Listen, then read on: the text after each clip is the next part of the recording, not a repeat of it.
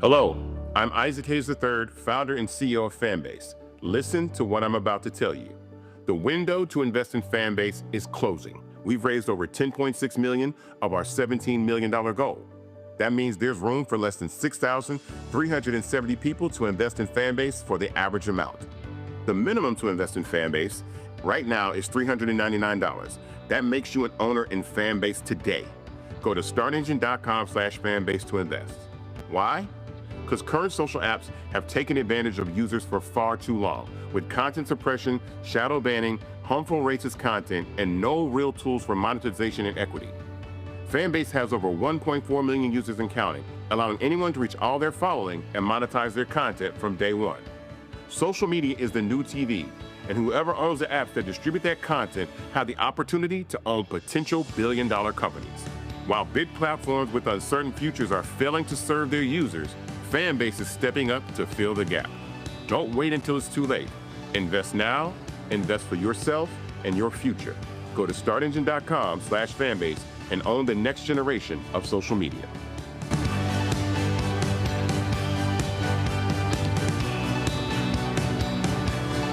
Folks, Black Star Network is here. Hold no punches. I'm real revolutionary right now. Support this man, Black Media. He makes sure that our stories are told. Thank you for being the voice of Black America, Roland. Stay black. I love y'all. All momentum we have now, we have to keep this going. The video looks phenomenal. See, this difference between Black Star Network and Black-owned media and something like CNN. You can't be Black-owned media and be scared. It's time to be smart. Bring your eyeballs home. You dig?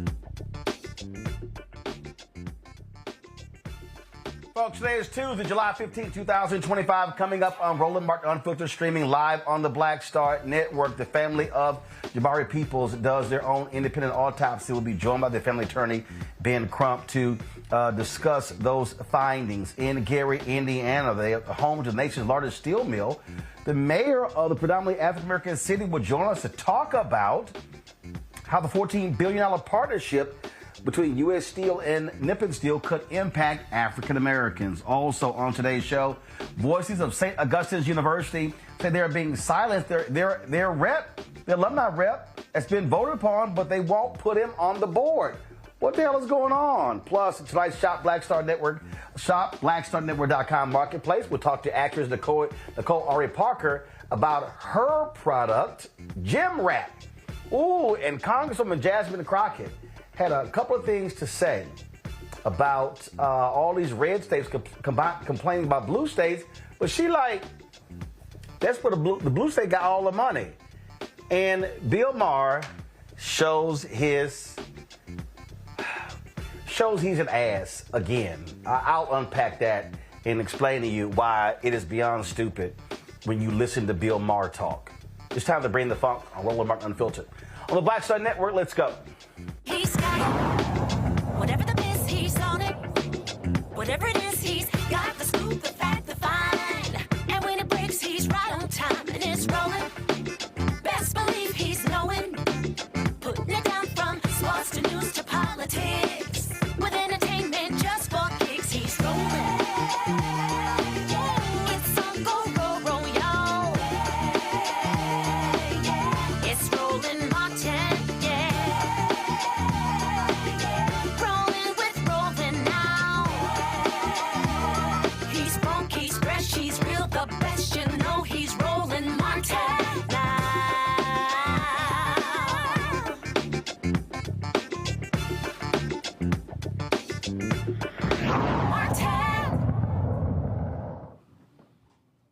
We buried our child Saturday, and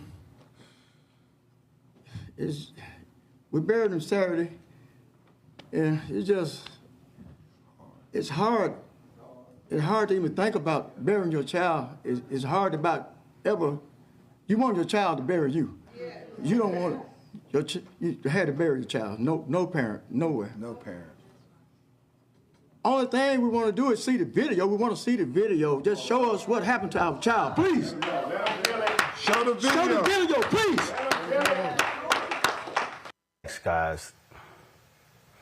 Folks, that is the family of Jabari Peoples, a young man in Homewood, Alabama, who was shot and killed by police. They're not releasing the body cam footage. The family is saying they want it to be released. The results of the independent autopsy reveal the 18-year-old Jabari Peoples died from a gunshot wound to the back during a police encounter that took place on June 23rd in Homewood. Again, they have yet to release the body cam footage, claiming that that will impede the investigation. Ben Crump, the family attorney, joins us right now. Ben, we've been down this road many, many times. And one of the things that we know is that if this video exonerated the cops, it would have been out a long time ago. Yeah, Roland. That's the hypocrisy of it all. If it was somebody from our neighborhood, from our community, who did something inappropriate or did something that was criminal, they would have that blasted all across the evening news.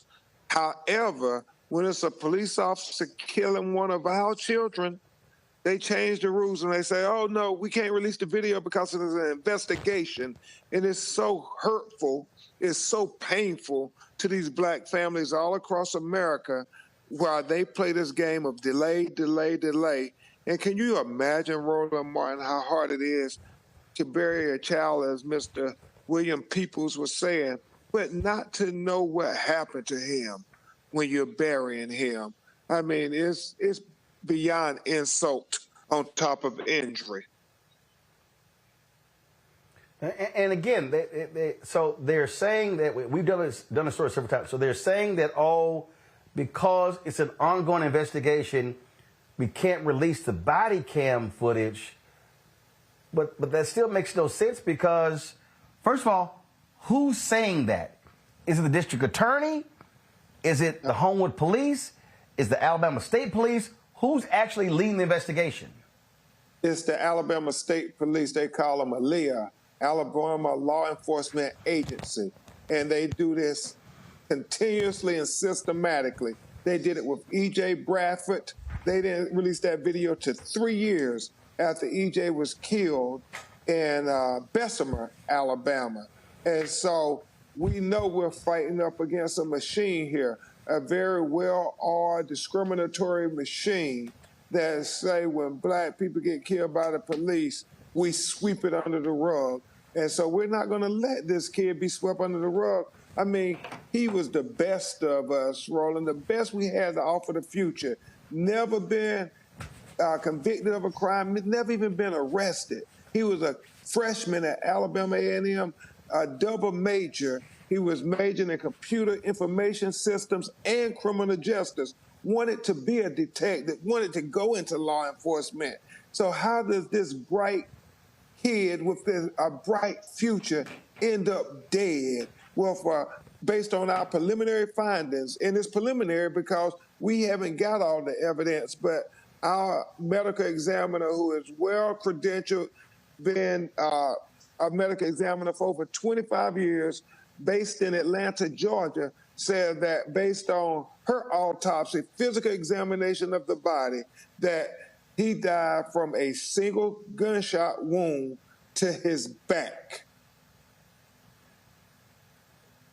Which obviously raises the question, what happened here? Now, again, the cops are saying that there was supposedly a gun in the car. Well, the body cam footage should show that. So either it shows it or it doesn't. Exactly. Exactly, Roland Martin. What is the reason why they are so afraid to show the video? And I think it's what you said earlier, Roland. If it was something on the video that exonerated him, they would have been showed it. But if it's something that implicates him on the video, then they have to try to figure out the narrative. And, of course, part of the issue that we have here, you're dealing with Alabama, a red state. They believe in protecting cops. So it's not like you can look to the attorney general or the governor for some assistance. Not at all. In fact, the attorney general is running for senator. Tommy Tuberville is going to run for governor of Alabama. So they flip-flop, and everybody assumed that the attorney general was going to run for governor. But then when Tuberville said he wants to leave Washington and be governor of Alabama, then Marshall, Steve Marshall is his name, attorney general, said he's going to run for the United States Senate seat.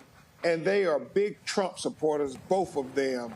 And so, Roland, I know you know about Tuberville, so that's what we're dealing with, a Tuberville in Alabama who always protects the status quo and always protects police officers. Now, your preliminary autopsy, was an autopsy done by the official autopsy, medical examiner? Has that been released? No, absolutely not. Pending investigation, which just makes me want to holler when you think of all of them. They do all this stuff that the taxpayers pay them money to do, to have body cam video, to have dash cam video in the cars, to have medical examiners who do autopsies. And then when we need to know most the evidence of what happened to this young man being shot and killed, they all say, well, we can't release anything until the completion of the investigation. And you know, Roland Martin, because we've done this too many times, they will try to keep that investigation going to next year or well after that, to everybody forget that Jabari Peoples existed except his mom and his daddy.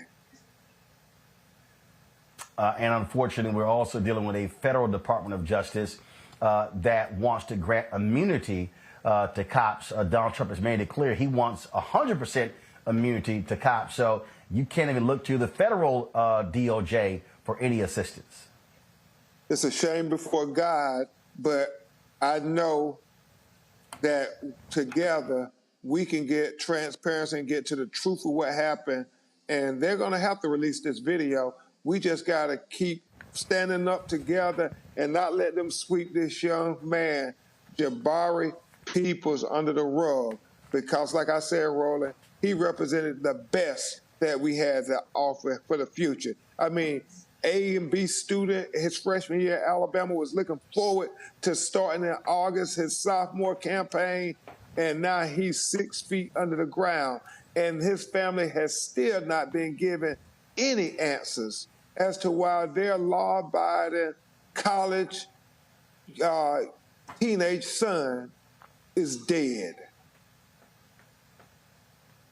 Well, unfortunately, when we talk about the South, we're still dealing with, frankly, lynching of black boys, black young men, and getting nothing in terms of justice from law enforcement. So thank you, Roland, for covering the matter, because like we have to save ourselves. We know the federal government isn't going to save us, and we know the Civil Rights Department of the Department of Justice has been obliterated. And so there's nothing to turn to but us. And so I thank all the activists, I thank the community leaders, the clergy, and I thank you, Roland, and media, black-owned media, who won't let them sweep it under the rug. Because Jabari Peoples' life mattered.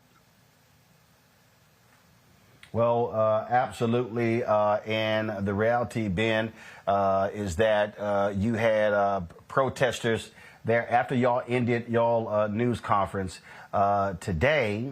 There, of course, were protesters I'm going to try to pull it up here in a second, who were, taken to the streets. And that's the thing. Folks have been taking to the streets consistently in Homewood, Alabama, demanding this video be released. Yeah, because he was a good kid, Roland. Alabama A&M students are marching and protesting too. And another thing, Roland, the bullet, based on our autopsy, there was no exit wound, so that meant the bullet was lodged in his body. We don't even know what type of bullet it was, because the medical examiner and them have the bullet. And the activists, I love the young people. They are, the popular song, Boots on the Ground. They say, where them fans at? They're starting to say, where that bullet at? Because we don't even know what kind of bullet it was that killed Jabari Peoples. All right, then. Ben Crump, we certainly appreciate it. Thanks a lot. Hey, always, Roland. Thank you, brother. Appreciate it. Thank you so very much. Let me bring my pen on Dr. Mustafa Santiago Ali, former senior advisor for environmental justice at the EPA, joining us from D.C. Randy Bryant, entrepreneur, author of Never Says, 25 Phrases You Should Never Ever Say to Keep Your Job and Friends. Out of D.C., Michael Imhotep hosts African History Network show out of Detroit. Mustafa, I'll start with you. The thing here is we see this over and over and over again, and the reality is you're not getting justice when you talk about what's happening in the South, whether it's Alabama, Mississippi. So they always say, oh, no, can't release the body cam footage, and they hold off on it. But look, we've been down this road before. We know, without a doubt, that if this actually exonerated the cops, that video would have been out in 24 hours. Oh, yeah. Or it might even been out sooner than that, actually. We've done so many stories on this, and, I keep hearing so many folks saying they're sick and tired of being sick and tired. We know how the game is played. We know, how they delay. We know how they continue to sacrifice us. I was remembering the words of Dr. King one time. He said, we can never be satisfied as long as the black man is the victim of unspeakable horrors of police brutality. Now, lots of times people forget that Dr. King had that other side to him, where he understood the dynamics that were going on. In this country, the United States of America, last year we had 1,100 and I think it was 73 people who were killed by police. So we have a crisis that's going on. Yeah, we have a crisis because we got too many guns in this country, but we also have a crisis by people who are willing to pull the trigger when there are other ways of handling situations. And unfortunately, I have not yet found, it may exist, so I want to just give space for that, in other parts of the country, they have different types of techniques to make sure that the first thing that they do is not pull the trigger. But unfortunately, in the South, we are an endangered species there, to be quite honest with you. And that's the way that we are viewed, as inhuman, as something that they can take the life and then deal with the situations afterwards, because they know that there are forms of protection in place for them. So we've got to continue to put the pressure on. The Black Star Network is incredibly important because we tell the stories, we make sure people see the faces, of what's actually going on out there, where others, will ignore it or not give it the attention that it deserves. So we just got to make sure that we speak up for the dead because they don't have a voice. Indeed. And this is a video here that took place. This was the protest that was taking place after they released those preliminary findings. This here, of course, was happening. You can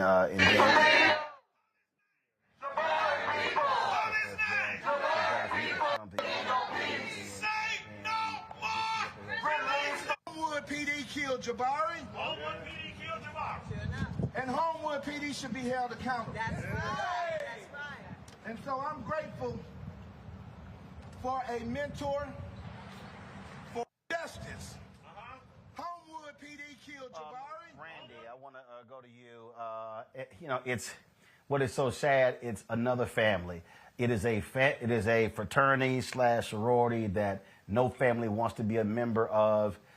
And it just happens over and over and over again, and it continues. And what people want, you hope there's a system here that actually that is going to bring justice. Unfortunately, we have a system that gives these cops the benefit of the doubt. What it does is it just continues to let them off the hook. And again, you got a Donald Trump who wants to give them 100% immunity, he said, so they can do their jobs.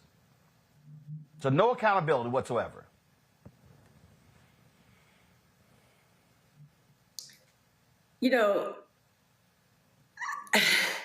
Again, I'm always rattled when we have these stories, although we have had, unfortunately, so many, particularly being a mother. And I think we have to be honest about what this is. These, to me, are modern day lynchings. Police officers are there to serve and protect not just some people, but all people, us included, which it seems as if they have forgotten. And they also have a duty to find any safe and reasonable method before they use force. That is what they're supposed to do. They are supposed to bring calm to situations. They're supposed to, again, keep us safe, not be our enemy, not where we're worried when a police officer is called. We have such a strained relationship, the Black community, with police officers because of things like this. I don't know how you justify shooting a young man in the back. I do not know how they will claim that there was no other alternative but to kill this young brother. My deepest condolences to his family and friends. And I am happy that they are being loud, continue to be loud. Do not allow Jabari Peoples' death to be in vain. Somebody must pay and be held accountable. Michael? Yeah, Roland, this is another tragedy, and I think it's coming at a really terrible time because it's under a Trump administration. As you just said, Donald Trump ran on the platform of giving police 100% immunity. Okay, and my heart goes out to the family on this. And yeah, if there was something exculpatory in the video that cleared the police, they would have released that video within 24 hours. The fact that this took place on June 23rd, and if I heard Attorney Benjamin Crump correctly, he said the autopsy coming from the medical examiner's office, the results of that have not been released yet either. Am I correct on that? Right. That's what he said.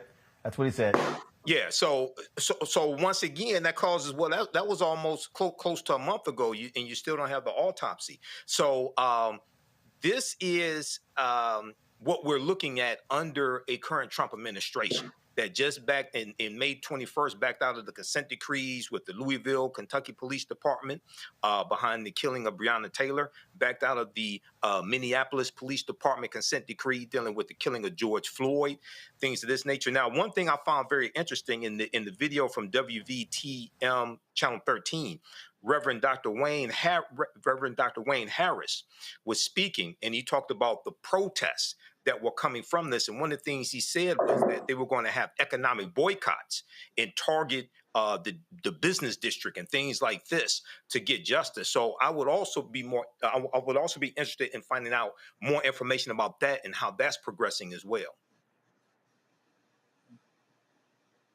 Well, we're certainly going to keep covering the story in all the developments. Hold tight 1 second. I got to go to break. We come back. More on Roland Martin Unfiltered on the Black Star Network, including, things got heated on Capitol Hill. Congresswoman Jasmine Crockett went off and laying the wood when it came to, you know what, all y'all red states keep whining and complaining about blue states, but who do you think gives y'all money? We show you how she broke this thing down. That more right here. Roland Martin Unfiltered on the Black Star Network. On a Next, A Balanced Life, we talk about how to get in touch with your feelings, emotions, how to find your North Star, and how to move your life along. Because oftentimes what we'll do is we'll accept what the world says about us as the truth and how we see ourselves, which that could be completely contrary to what the Word of God says about who you are. That's on a Next, A Balanced Life here on Black Star Network.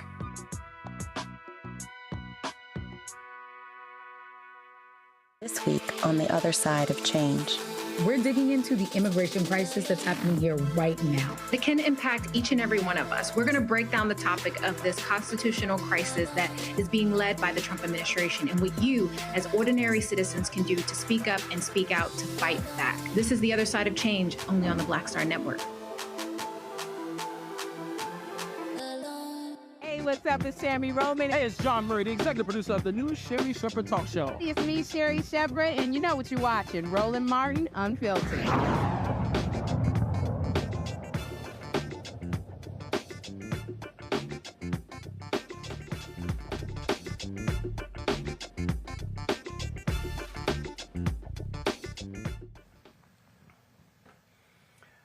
Texas Democrats in Congress are ripping Donald Trump's plan to redraw their state's political map. Next week, the Republican-controlled Texas legislature will consider a new set of congressional maps during a special session. With the Democrats in Austin currently out of power, Republicans have a supermajority. Members of the state's congressional delegation anticipate that the new districts will continue the historic pattern of violating the Federal Voting Rights Act, which dilutes the votes of racial minorities. Now, Trump, he doesn't see this as gerrymandering. He makes it clear he just wants power. Calling them for a complete redrawing of the congressional map ahead of next year? Just a very simple redrawing. We pick up 5 seats. And but we have a couple of other states where we'll pick up seats also. No, that's what gerrymandering is. And so he wants to redraw the seats so they'll be able to have more power. Texas Congresswoman Jasmine Crockett explains that this is the usual racism coming out of the state of Texas. What would happen if they gerrymander? Can you talk on that? Thank you. Yeah, so first of all, it hasn't quite been said clearly that Texas has always been found to be intentionally discriminatory.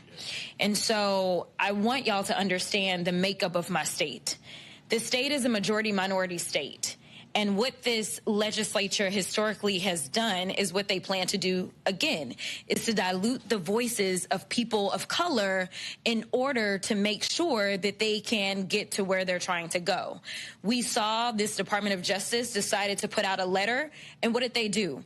We only have 4 seats that are represented by black folk, where the vast majority of the people that get to decide who they have represent them are black. They decided to attack 3 of the 4 seats that we have in the state. They decided to go after a Latina. They are specifically deciding to splinter the communities of common interest, as well as just blatantly say, we are going to dilute minority voices. So we know that the courts, ever since we've had a Voting Rights Act, have always found this state to be intentionally discriminatory.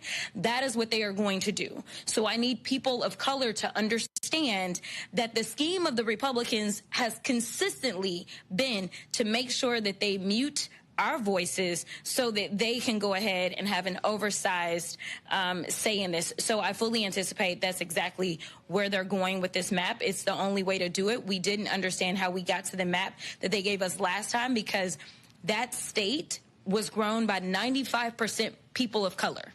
They went out of their way to make sure that we got 0 new seats for people of color. So that's exactly what they're going to do this time. Well, this here was a tweet from California Governor Gavin Newsom when Jake Sherman posted, President Donald Trump told Texas Republicans on a call this morning that the GOP will seek to get 5 new red seats in the mid-decade redistricting effort in Texas. Gavin Newsom said 2 can play that game. He later posted this tweet here. Let me find it right here. To this video, he goes, there are currently 9 Republicans in the California congressional delegation. Just thought folks might like to know that fun fact. I mean, here's the whole deal here, Michael. Payback. I'm sorry. If they pull that crap in Texas, Democrats in Maryland, Illinois, California, New York should do the same. Absolutely. And California, yeah, they should do the same. And it's going to have a devastating impact in California also. I saw Jasmine Crockett talk about this on the weekend on MSNBC as well. I know we talked about it some last week when you had Jasmine Crockett on also, Roland. So, yeah, this is good old-fashioned white supremacist gerrymandering. Donald Trump can try to deny it, just like he denied knowing about Project 2025, just like he denied reading Mein Kampf by Adolf Hitler. He can deny it all he wants to. But the proof is in their actions. The proof is in the pudding. And according to reporting from outlets like New York Times, and we talked about this last week, you know, Trump called Governor Greg Abbott, asking him to redraw the district lines. And, you know, they're targeting 5 districts, and they're trying to eliminate people like Jasmine Crockett. So we need to, as African Americans, we need to see these moves being made. They're playing right in front of our face. So this is why we have to turn out, vote our numbers, and vote these people, vote these Republicans out of office and stop them. Stop what they're trying to do to us. Randy, one of the candidates who is running for the 18th congressional race, that's to replace the late Sylvester Turner, who replaced the late Congresswoman Sheila Jackson Lee. This is what he actually posted. He said, blue states must gerrymander Republicans the same way they're doing us. Blue states must ditch, quote, independent redistricting committees for now to force Republicans into a national gerrymandering ban. They were created with good intentions, but times are different. Fight fire with fire. He's right. I believe in independent, committees doing this. They tried to. The voters in Ohio actually passed that. They passed it. The Republicans said we're not going to listen to you. They tried the same thing in Michigan. So even when the will of the voters, when they do it, Republicans still say, we don't give a damn, because they want power. Democrats had better understand what's going on here. And they better understand that we are at war, and we keep trying to play by the rules when the Republicans don't play by the rules and change the rules and do anything to win. And so this is a mud fight. This is a mud fight. And so we do need to do to them what they're doing to us. It's the only way we have a chance. And we can't continue to say we're going to do it the proper way, or the way that it should be done. We have to fight fire, as he said, with fire. We need to ensure that our voices are being heard, because they're doing everything in their power to ensure that they aren't. You know, the thing that trips me here, I just sit here and look at these decisions and look at how how Republicans literally just say, we don't care. There was a voter-approved initiative in Utah. They're like, we don't care. We just saw the voters in Missouri pass a voter-approved. Republicans like, yeah, when it came to sick leave, they came to that. They're like, yeah, we don't care. And so they don't. And so this is where I have been saying for the longest. Democrats are trying to play a game, Mustafa, that is operating. They're using old rules where the opposition is saying, I'm sorry, what rules? We don't care. And then when they don't like it, they'll cry foul. That's why you have to say, no. We're going to break your backs. We're going to completely go after you. We're not playing nice. Democrats have got to play a ruthless game because they have a ruthless opponent. No, I agree. I mean, here's the reality of the situation, right? So Republicans will punk Democrats until Democrats get tired of it. It's like the kid on the playground who, the bully comes up to you and takes your lunch money and continues to jack you up every day. And until you decide you're going to fight back, they're going to continue to do it. So, when I see Jasmine and others actually speaking out in a very effective way and really putting and highlighting, not just the injustices that are going on, but you don't have to take it. You have to ask the question, why ain't more people actually doing that? Why don't we actually let people know that when they talk about fiscal responsibility, that as we talked about earlier, it's the blue states who are the ones who are subsidizing the red states. So until you stop allowing someone to just run all over you and do what's necessary and stop operating from an antiquated playbook, that's from 30 or 40 years ago when there used to be some humility, when there used to be some folks who were trying to, govern through bipartisan sets of actions.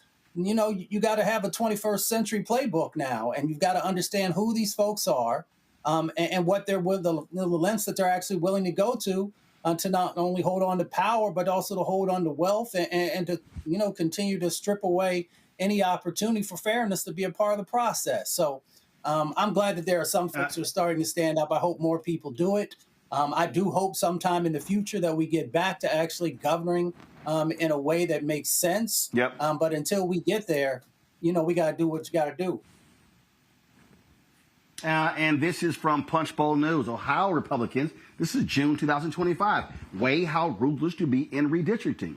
And so what does it say? It said that the current GOP drawn map has 10 Republicans and 5 Democrats.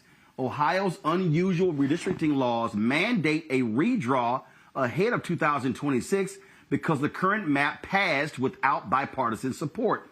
In the 2022 cycle, the Ohio Supreme Court reined in the GOP legislature. But, and what do we always say when it comes to Supreme Court races? It says now Republicans control all but one seat on Ohio's top court. And the question is whether they'll try to draw a map that could elect 12 or 13 Republicans. The 2 Democrats on the chopping block, Representatives Marcy Kaptur in Northwest Ohio and CBC member Amelia Sykes in the Akron-based 13th district. And so they're looking to do this, folks, not just in Texas, but Ohio as well. Remember, Democrats only need to pick up 5 seats to control the House. Right now, North Carolina, there used to be a 10-3 Republican majority. Then when Democrats controlled the Supreme Court, it went to 7-7. That's those 4 seats Republican control.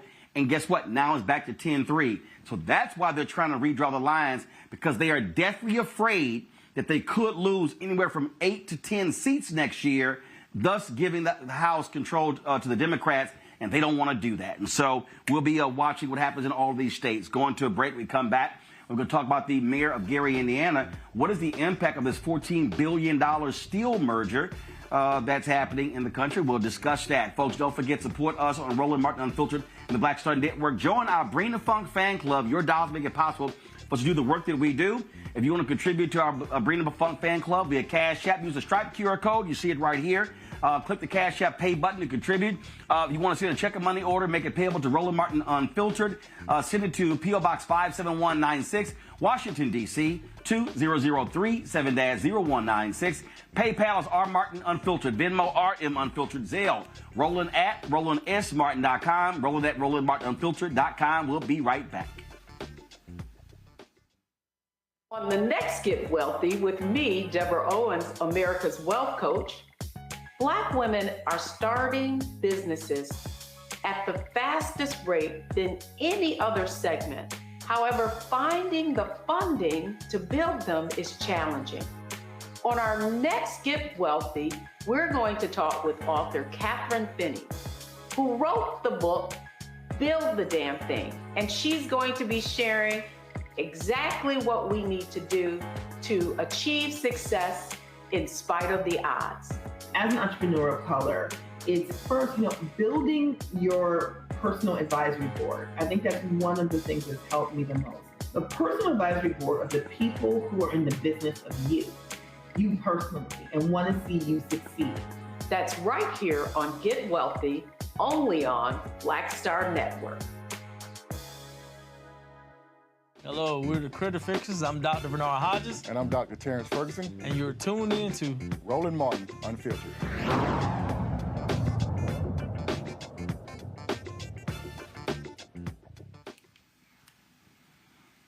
Folks, Gary, Indiana, home to the largest steel mill in the nation. The mayor of that city, Eddie Melton, is excited about a new $14 billion partnership between U.S. Steel and Japan's Nippon Steel. This deal is expected to create 70,000 jobs nationwide, significantly impacting this predominantly African-American city. Mayor Melton joins us right now. Mayor, how you doing? I can't hear the mayor, folks. He's on mute. All right. There we go. There we go. Doing great. So right now, in terms of jobs in your city, how many jobs does this mill provide right now? Right now, we're at about 4,000 jobs. And as you know, the downsize of the steel industry, at one point, U.S. Steel had nearly 30,000 jobs in the city of Gary alone. So it has been a tremendous downturn over the last, I would say, 40 to 50 years. And so, as a result, what type of expansion are you expecting to take place with this deal? Right. Well, to give some context to your listening audience, we know that the city of Gary was founded by the founders of U.S. Steel, Andrew Carnegie, Elbert H. Gary, and so many others that helped build the steel industries around the United States. So that's the reason why the city of Gary was established. When that occurred, over the next 120 years or more, the growth of this city had took place. And we know during the movement of the black migration, we have blacks from the South that migrated here to work and look for that American dream in terms of jobs and in terms of successful for their family. I would say right after my mentor, Mayor Richard Gordon Hatcher, he passed, there was a opportunity for us to really bring back what he helped to get established in the city, and that's that pride, that's that grit, that determination.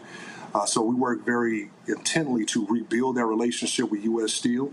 That relationship had been stretched for a number of decades. I was skeptical on this deal, like many people around the country, to have a Japanese company to purchase an iconic American company. But after further vetting and working with Congressional Black Caucus members like Congresswoman Maxine Waters and Congressman Benny Thompson, they both helped me as we kind of figure out how do we put this the city of Gary in the best position if this deal were to go through. And so, yeah, I mean, obviously it was a whole lot of back and forth in terms of what's going to happen next. And so that was interesting in terms of will the merger get approved. Then there was this talk about there was some kind of special provision that Trump would oversee it, and it was all sort of stuff like that. But so when you talk about 70,000 jobs nationwide, where will the bulk of those jobs be, or will they be in different parts of the country? Right. So right now we're looking at around Pennsylvania, we're looking at Indiana and Alabama. So some of those states will definitely see a lion's share of those jobs. Let me go back to your original question. I don't think I kind of missed a portion of that. I want to make sure that's answered. In the city of Gary, blast furnace number 14 is one of U.S. Steel's largest steel-producing blast furnace right here in the city of Gary. And that blast furnace will be relined, and additional 3 other blast furnaces will be refurbished. That means there will be an increase of steel production for many years to come. Every time a blast furnace is relined, it gives it another 30 to 40 years of life. So we're talking about another 1,000 jobs potentially per blast furnace. Right now, I'm in discussions with U.S. Steel, the current leadership, and the leadership of Nippon Steel as they continue to work on their merger, a partnership, shall I say, and figuring out what specific implications will that be on the hiring aspect. So we'll be working with our school corporation as well as our local universities to make sure the workforce development and the training pieces are in place to ensure that local residents have a priority in the placement of those jobs. Questions from the panel. Let's see here. Randy, you first. When we say that we're going to, come back and hopefully get the steel mill industry back up, because there's been a huge decline, like 58% decline, will they put in place some changes to ensure that, the process is more environmentally friendly, and also to protect the people who work in these mills? Because I know there's been, a lot of health concerns about people who had long careers. No, absolutely. For the city of Gary, that has been a tremendous concern. Myself, that grew up in the city, grew up with asthma, and so many others that live in the footprint of the steel production process. Myself and our environmental advocates, we met with Nippon early in these negotiations to ensure that the technology that they use in their Japanese steelmaking process will also be converted over here in the American process. Nippon is ranked number 4 in the world in terms of steel production. U.S. Steel has dropped to number 24, 24th in the world. However, the steel making process in the United States has been not as clean as the Japanese process. So the technology and the protections around their intellectual brand in terms of bringing that here is part of that conversation in hopes that it'll be a cleaner process in the steel making process. Thank you. Mustafa? Yeah. Well, Mayor, thank you for answering that question that Randy asked you. That's incredibly important. Part of my family actually worked in the steel mills in Pittsburgh, years and years and years ago. I'm curious about the role that unions are playing and how you see, them being strengthened. We know that the current administration has not necessarily been friendly to unions. So I'm interested in how you're going to play a role in making sure that we change that dynamic. No, absolutely. Well, I can't speak for the administration, right? I'll speak for myself, the son of a steel worker, someone that has been a part of the steelmaking process my entire life.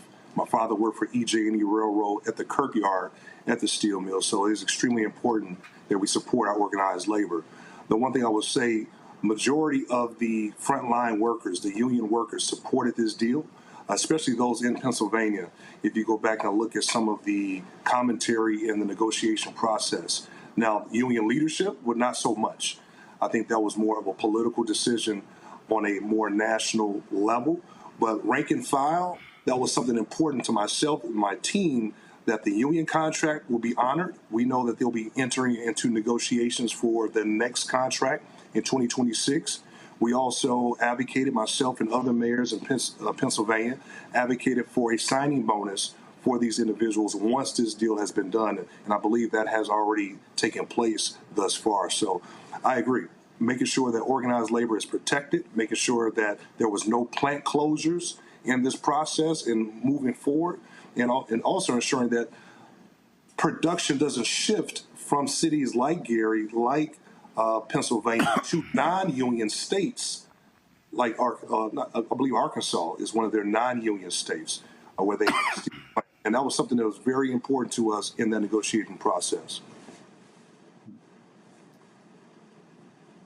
Michael. Governor Melton. I'm sorry, Mayor Melton.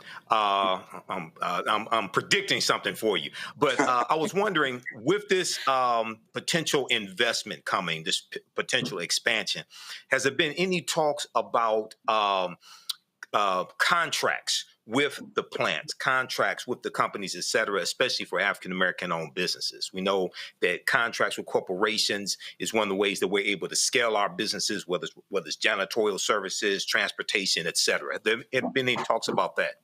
No, absolutely. Actually, the meeting that we had with Congresswoman Maxine Waters and Congressman Benny Thompson was that specific request. And I gave a long list of things that we thought was a priority for the city of Gary. That was ensuring that local hiring was a priority. Out of the 4,000 employees that I mentioned to Roland earlier in this segment, they claim that 10% of those live in Gary. Now, I can't verify that, but in this new process, we're going to make sure that we can kind of have a checks and balance to ensure that local hiring is a preference and a priority for them. But when it comes down to the subcontractors and the kind of the ancillary providers to the steelmaking process, that's something that we are going to be very intentional on working with them to make those introductions, be it if it's in construction, be it if it's in the hauling of waste and disposal of things of that nature. That's something that we are definitely prioritizing. All right, thank you. Now, let me say this. All right, then, well, Mayor. Yeah, go ahead. Go ahead. I want to share this. This being a private deal, one of the things we had to do, I had to inject myself in this process because no one asked me whether I supported this deal or not. I had to create a seat at the table. The city of Gary allowed, well, I will say the state of Indiana, and going back to your previous segment, I was state senator for 2 terms, and we've seen gerrymandering at its finest in the state of Indiana. The state of Indiana 20 years ago allowed U.S. Steel to self-assess their property taxes. We had a $120 million budget in the city of Gary. And in a year, that budget was cut in half. So that was a divestment in our infrastructure, in our police, and fire, and so many other areas. So we've seen a lot of deterioration in these areas, but I'm happy to say right now we're turning that corner. We have a 50% reduction in our homicide rates. A lot of folks say Gary murder capital. That's no longer that narrative. So I appreciate you, Roland, for allowing me to come on to tell that new story of the investment of the $14 billion. $3 billion will be invested specifically in Gary. All right, then. Well, again, as somebody who's covered city government, I've seen how that looks, and a lot of people have no understanding the type of tax breaks and incentives that states, a lot, especially Republicans, give these folks. But then they complain about stuff being funded, and a lot of residents don't understand that a lot of companies are not paying their fair share of taxes because they've been given a lot of these tax breaks. No, absolutely. Absolutely. But we own it. All right, then. All right, Mayor Milton, we appreciate it. Thanks a lot. Good luck. Peace. Thank you so much. All right, thank you very much. All right, folks, got to go to a break. We come back. More we want to talk about on the show, including California Governor Gavin Newsom getting real raw on a podcast when it comes to who drives the money in this country. And Congresswoman Jasmine Crockett followed up on Capitol Hill, letting these folks have it. Oh, we can't wait to show y'all that. Plus, the latest, the drama at St. Augustine's University. Why is it that the faculty, why is it the alumni have chosen their own rep, but the board won't seat the person? What the hell is going on? Y'all got something to hide? You're watching Roland Martin Unfiltered on the Black Star Network. Next on the Black Table with me, Greg Carr, we look at one of the most influential and prominent Black Americans of the 20th century. His work literally changed the world. Among other things, he played a major role in creating the United Nations. He was the first African American and first person of color to win the Nobel Peace Prize. And yet today, he is hardly a household name. We're talking, of course, about Ralph J. Bunche. A new book refers to him as the absolutely indispensable man. His lifelong interest and passion in racial justice, specifically in the form of colonialism. And he saw his work as an activist and advocate for the Black community here in the United States as just the other side of the coin of his work trying to roll back European empire in Africa. Author Cal Rostiala will join us to share his incredible story. That's on the next Black Table here on the Black Star Network. Hello, I'm Paula J. Parker. Trudy Proud on the Proud Family. I am Tommy Davidson. I play Oscar on Proud Family, Louder and Proud. Hi, I'm Jo Marie Payton, voice of Sugar Mama on Disney's Louder and Prouder, Disney Plus. And I'm with Roland Martin on Unfiltered.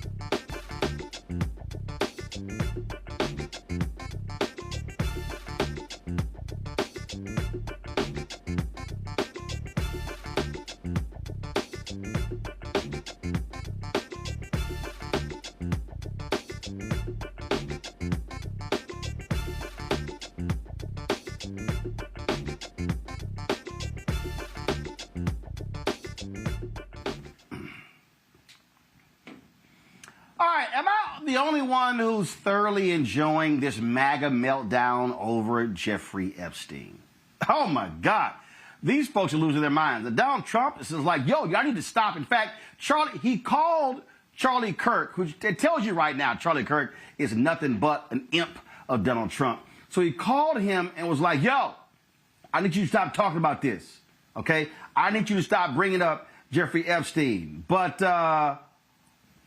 MAGA's not doing it. And in fact, like that, this is what's so hilarious, okay? This is literally a tweet that Donald Trump sent out right here. So stop talking about Epstein.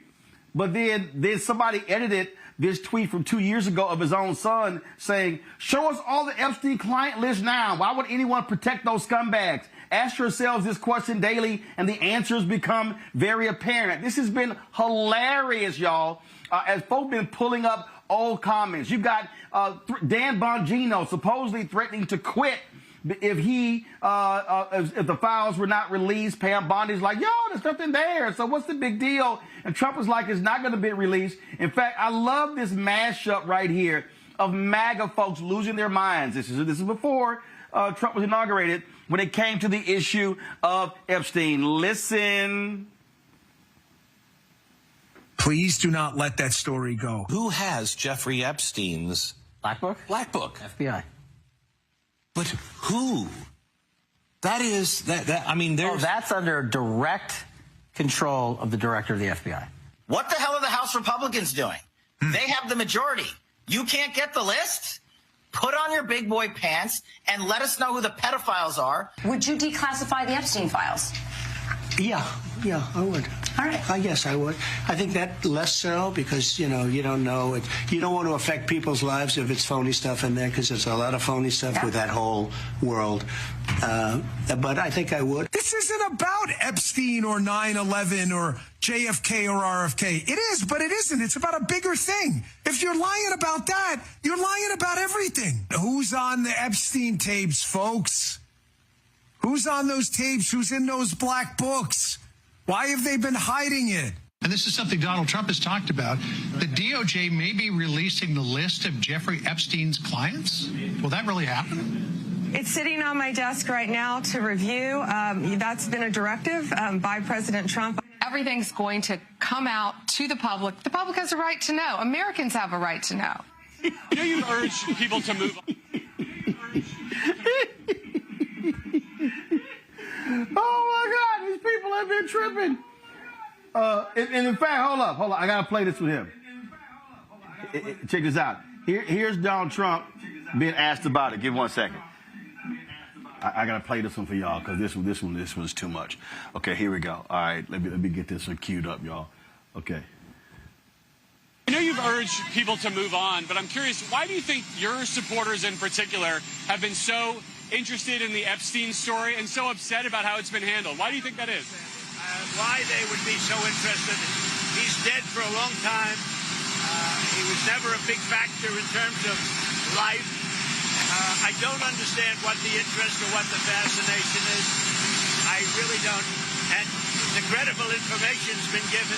Don't forget, we went through years of the Mueller witch hunt and all of the different things, the Steele dossier, which was all fake. All that information was fake. But I don't understand why the Jeffrey Epstein case would be of interest to anybody. It's pretty boring stuff. It's sordid, but it's boring. And I don't understand why it keeps going. I think really only pretty bad people, including fake news, want to keep something like that going. But credible information, let them give it. Anything that's credible, I would say let them have it. I mean, if it's no big deal, I don't understand why y'all freaking out by it. In fact, I saw, in fact, Mike Johnson, now he's pissed him off because Mike Johnson's like, yeah, we should go to release this here. And you know what? And then, of course, you got Speaker Hakeem Jeffries. He's like, you know what I mean? What the hell? You know what? We might as well just see what they want to do. Here is Democratic leader Jeffrey speaking on. Democrats didn't put the Jeffrey Epstein thing into the public domain. This was a conspiracy that Donald Trump, Pam Bondi, and these MAGA extremists have been fanning the flames of for the last several years. And now the chickens are coming home to roost. The American people deserve to know the truth. What, if anything, is the Trump administration and the Department of Justice hiding? What are you hiding? If you're not hiding anything, prove that to the American people. And if you are trying to hide something, as many of Donald Trump's MAGA supporters apparently believe, then the Congress should actually work hard to try to uncover the truth for the American people. There are only two things that are possible here. Option one, Donald Trump, Pam Bondi, and the MAGA extremists intentionally lied to the American people for years about the Jeffrey Epstein situation. That's option one. Option two is that, in fact,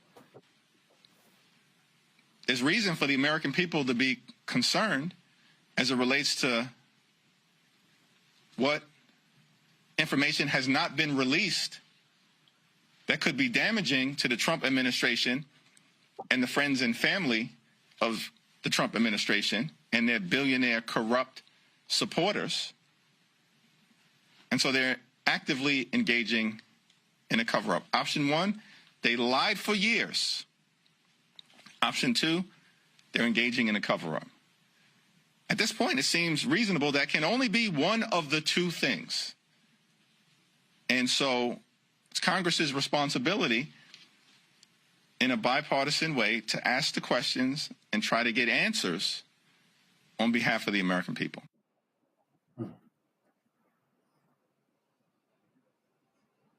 I can't hear him. What happened? Today, the House voted. And all the Republicans were like, nah, we ain't about to release these files. I'm getting a kick out of all of this. But what's crazy to me is to literally watch the meltdown. And he's mad. The White House is saying, Mustafa, yo, can we move on? They're trying to get MAGA to stop, but guess what? They whipped those folks into a frenzy because they were like, yo, Bill Clinton's on that list. But Donald Trump, his phone number was in Epstein's black book, and they got to own up to it. So their own side is now eating them. They don't know how to stop it. I find all of this to be absolutely delightful. There's a lot of cannibalism going on right now on that side of the equation. People should care. Here's why people should care, because we're talking about sex trafficking and trying to understand who all was a part of that. Everybody, or not everybody, but a whole lot of people cared when it was talking about Puffy or P. Diddy you know, in relationship to that. So why should we not also care as equally about this type of a situation? And let the chips fall where they may, no matter whom it is that's on that list. Folks need to know. You need to know to make sure, one, that they're brought to justice. You need to know in case, you know, one of your kids or somebody else is hanging out around them or near them. So sex trafficking is a very serious thing. And we know how many women and girls end up disappearing or end up getting pulled into that. So, yeah, we need to know. And, yeah, MAGA should care and everybody else should care. Because we should be making sure that we are protecting women and girls in our country. Well, and just so folks know, I mean, that was a literal vote. This is the tweet right here. Just in, Republicans in the House Rules Committee killed an Epstein measure put forward by Representative Ro Khanna that would have forced the Department of Justice to release the Jeffrey Epstein files. The vote was 5-7, with Reverend Ralph Northam being the only Republican committee member to vote in favor of the measure. This here is Democratic member McGovern talking about it, and I mean, to me, he's only making sense. I move the committee make an order amendment number 50 to H.R. 3633, offered by Representative Khanna, which would require the Attorney General to preserve and release any records related to Jeffrey Epstein. Madam Chair, on February 21st, 2025, President Trump's own Attorney General, Pam Bondi, said on Fox News, the Epstein client list was sitting on her desk, quote, right now to review, end quote. Kash Patel, Trump's FBI director, said during his confirmation hearing that he would do everything, if confirmed, to make sure the American people knew, quote, the full weight of what happened, end quote. Patel, who now leads the FBI, said on the Benny Johnson show that the FBI was hiding the Epstein client list. Donald Trump Jr., the president's own son, tweeted out, and I quote, show us all the Epstein client list right now. Why would anyone protect those scumbags? Ask yourselves this question, and then the answer becomes very apparent, end quote. And now, forgive me, but suddenly these same people are telling us there's nothing to see here. Trump is posting that we should all just move on. Well, I want to know what the hell is in these files. And I think we all want to know why Trump is suddenly changing his tune and is so desperate to sweep this under the rug. But you know what? This also gets at his credibility. This is about trust. Republicans said, trust us, vote for us, and we will release these files. And here we are. They are backtracking. They said they aren't going to cut Medicaid, and they did. They said they wouldn't add to the deficit and debt. They exploded both. They said that they stand with law enforcement. They won't even hang a plaque honoring officers for their heroism on January 6th. They talk about law and order and can't even condemn the president for pardoning the people who violently attacked the Capitol building. So please forgive me if I don't believe a word of any of it. This isn't about gotcha politics. It's about credibility.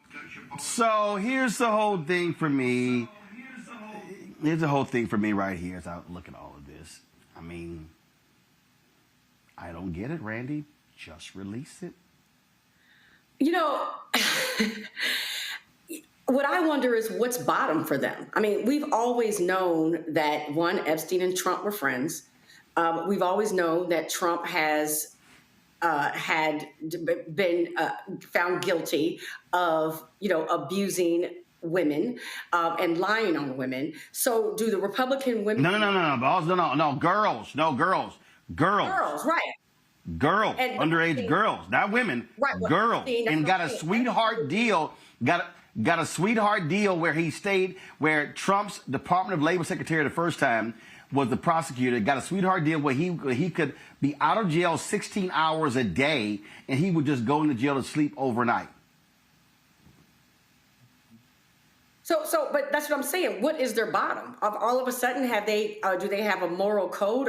Do they care about what this felon, convicted felon, has done? All of a sudden, I mean, what is their bottom? And it's obvious that there's a cover-up going on. I mean, they've said we have the black book, we have his client list, and now all of a sudden it's disappeared. Suddenly, I mean, to me, they held a news conference holding up binders. They held a news conference holding up Epstein binders. And in fact, I love, okay, now watch this here. Watch this. I want people to see. watch out. This is Bill O'Reilly on News Nation, on Leland Vittert show. Leland Vittert, conservative, all right, on News Nation. I mean, and even Vittert, you could tell, I mean, about like a lightning bolt hit him because he had to fact check as Bill O'Reilly tried to blame this on Biden-Harris. Watch this. The Biden administration had exactly the same thing the Trump administration has on Epstein. Exactly. Right. Because Epstein was convicted during the Biden administration. Not one time did Hakeem Jeffrey call for any exposition of what the Biden Justice Department knew. Not once. So this guy's a top phony, okay? He's a political player. He doesn't care about the truth. He doesn't care about the people. Hold on, Bill. This is what hold on. he I does. just gotta, hold on, Bill. Hold on. You said Epstein was convicted during the Biden administration. Epstein committed suicide during the Trump administration. Yes. So how is he convicted? How do you convict Epstein a guy who's dead? was convicted in I believe, okay, under Merrick Garland's Justice Department. That could be. Am I wrong on that? I don't think so. And then he was incarcerated, and then he committed suicide. Okay. The suicide thing is bull. Whether you Bill, I think this is important. Bill, I think this is important. He was arrested in 2019, and he committed suicide in 2019. He died August 10th of 2019. So the Biden administration was not involved in a conviction or a trial of him. They were in of Ghislaine Maxwell. Okay. And that's a good point of clarification. But he was arrested and indicted under Merrick Garland. No, under Trump. Who had all of the information. Epstein was arrested, indicted, and committed suicide under Trump. In 2019, Trump was president. Merrick Garland was not the attorney general. Okay.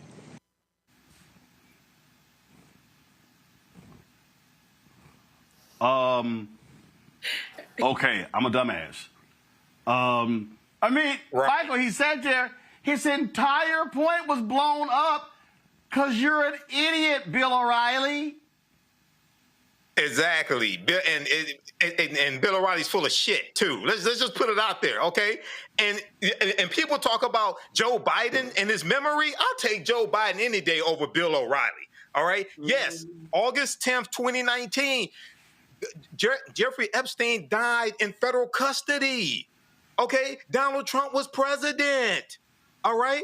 So all the people who talked about the Biden crime family and Representative Joe Comer, and you have these Biden investigations that Republicans are launching. So you don't want to release all of the evidence, all of the files, all the information there with Jeffrey Epstein. I remember when Pam Bondi had the influencers there and podcasters, and they gave them binders. They're holding up binders. I'm wondering, okay, what's in the binders? Okay, they need to bring that up now and grill her. Okay, what was in those binders that you gave people? But you know, Roland, I think this comes down to what Michael Steele said a couple of nights ago, or maybe last night on MSNBC. He said, when Donald Trump used to hang out with Jeffrey Epstein and they were friends, Donald Trump was a Democrat.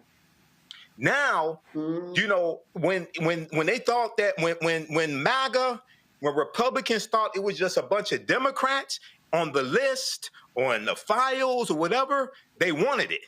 Now that the former top Democrat is in the White House, now all of a sudden it's a problem.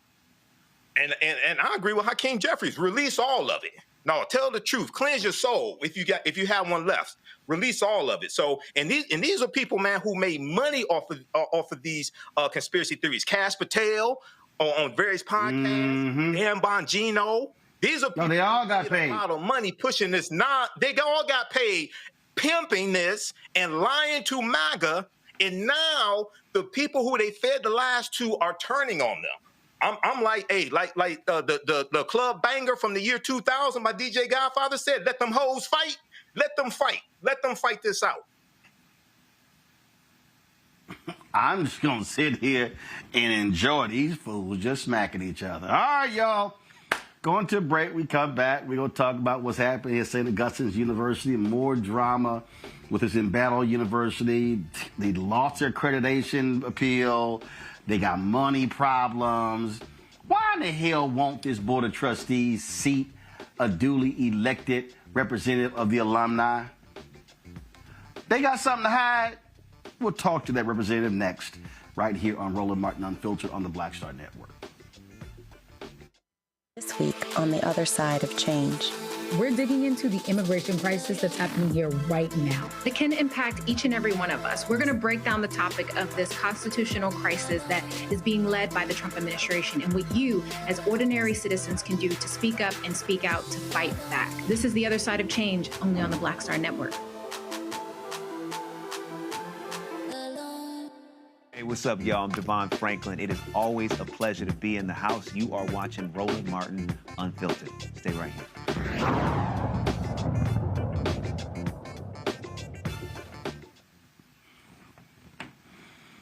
All right, y'all. We have been covering the St. Augustine's University. This is like a soap opera. It's a sad soap opera for quite some time. Just one thing after another. We've been sitting here, we did a town hall down there. They didn't have students on the campus. They got financial problems. I mean, just over and over and over again, accreditation issues, you name it. And one of the things that makes no sense deals with the seating of the alumni rep. Now, Steve Williams, in May 2024, y'all, that's a year ago, was elected as a National Alumni Association representative to the St. Augustine's Board of Trustees. He was sworn in on June 26, 2024, but has yet to assume his position. In October, the board, led by Chair Brian Boulware, voted unanimously not to ratify Williams' role for which he was elected. They cited his involvement in a lawsuit aimed at removing the board as the reason for their decision. But he was still elected by the alumni. Williams joins us right now to discuss the petition to get him seated as St. Augustine's University's alumni trustee. So again, Steve, this is real simple. The alumni chose you, right? Absolutely. Absolutely. Absolutely. So the alumni chose you, and they literally have an alumni seat on the board, and Brian Boulware saying, nah, we ain't seating you. Yeah, and basically that's what he's been saying the entire time. And to give you a real interesting timeline, I was, like you said, I was elected in May 2024, sworn in June 26. Email was sent to Brian Boulware, actually sent to the president, Marcus Burgess, which is the proper channel. He, in turn, sent that email from the National Alumni President directly to the entire board on July 7th, to be exact. We did not get a response until on my birthday, September the 4th, saying this is the first time he's received it. Then we did not get another response on the 25th of September. We did not get a response until October 8th, and that's when my name was added to the lawsuit because I started, getting a little upset, and I added my name to the lawsuit to sue for my seat because I knew this was more than just a time lag. Right. So you added your name to the lawsuit to get your seat, and he said, nah, you ain't going to be seated because you added your name to the lawsuit. Right. And you added your name to the lawsuit because you weren't seated. Exactly. And not only that, they had plenty of time. They knew days after I was sworn in by the National Alumni. They knew. He even knew when I was running. He knew it. So basically what it seems like is that what are you afraid of? It's basically pure and simple, right? If I would have been seated, the lawsuit would have went forward. We lost our initial lawsuit on technicality, which is standing, because nobody had, there was not an official seated Board of Trustee member on the board. So I wasn't officially seated, so I could not bring a lawsuit forward. That is the North Carolina statute. Nevertheless, they knew once I was seated, that lawsuit would have proceeded and all of the malfeasance and things of that nature in our case file would have been shown. Open in court. and still to this day can be. Yeah. So what was? Yeah. So what this tells me, what this tells me, is that, and this is what this tells me is that Chairman Brian Boulware and the other board members, the last thing they want is somebody new coming on who has access to documents and who can demand transparency. Absolutely. They ran on, and this is funny, Chairman Boulware ran on transparency and things of that nature, and he's been opposite of everything he's ran on, first and foremost. He met with us last night, alumni. This is the first time since he's been chairman he even met with alumni. And that was a terrible meeting last night, I can tell you that. Alumni were not happy. All the actual board of trustee members. So hold on. So the chair. Yes. So how many board members were on the call last night meeting with alumni? I think it was about 9, if I'm not 7 and 9 that were on there. And I don't have my screenshot of to count the members, but I think it was about 7 of them. So, okay, so they meet with the alumni. So what the hell do they say? Because, I mean, did they give the alumni any reason, hey, we want to meet with y'all. Oh, by the way, the hell with the person y'all picked to be the alumni rep on the board. We ain't seating him. Did they even address that? No, they addressed it in the chat when it was asked by one of the alums, you know, hey, we had a vote and our representative hasn't been seated. Well, the response was from the interim president who replied to it. Well, the board did not approve the alumni representative. That was his response. First of all, why in the hell is the interim president speaking on anything related to the board? Is he on the board? He's an ex officio member of the board. Yes. Yeah, but the reality is the board should be speaking to that. The board. No. The board chair. He's not a part of the. That's what I'm saying. He's not a part of the board. In fact, he reports to the board. Exactly. But the problem is this. He's always been doing that. Go ahead. Yeah. He's always answered for the board. Even when we had the lawsuit, who do you think was the only person to show up for the board and represent the board? Interim President Burgess. Nobody from the Board of Trustees showed up. Wow, that's just crazy to me. So here's to me the biggest issue that I see with all of this is that this board can do whatever they want because essentially they're self-governed. There's nobody over them. There's nobody they're reporting to, so they can do whatever the hell they want to do.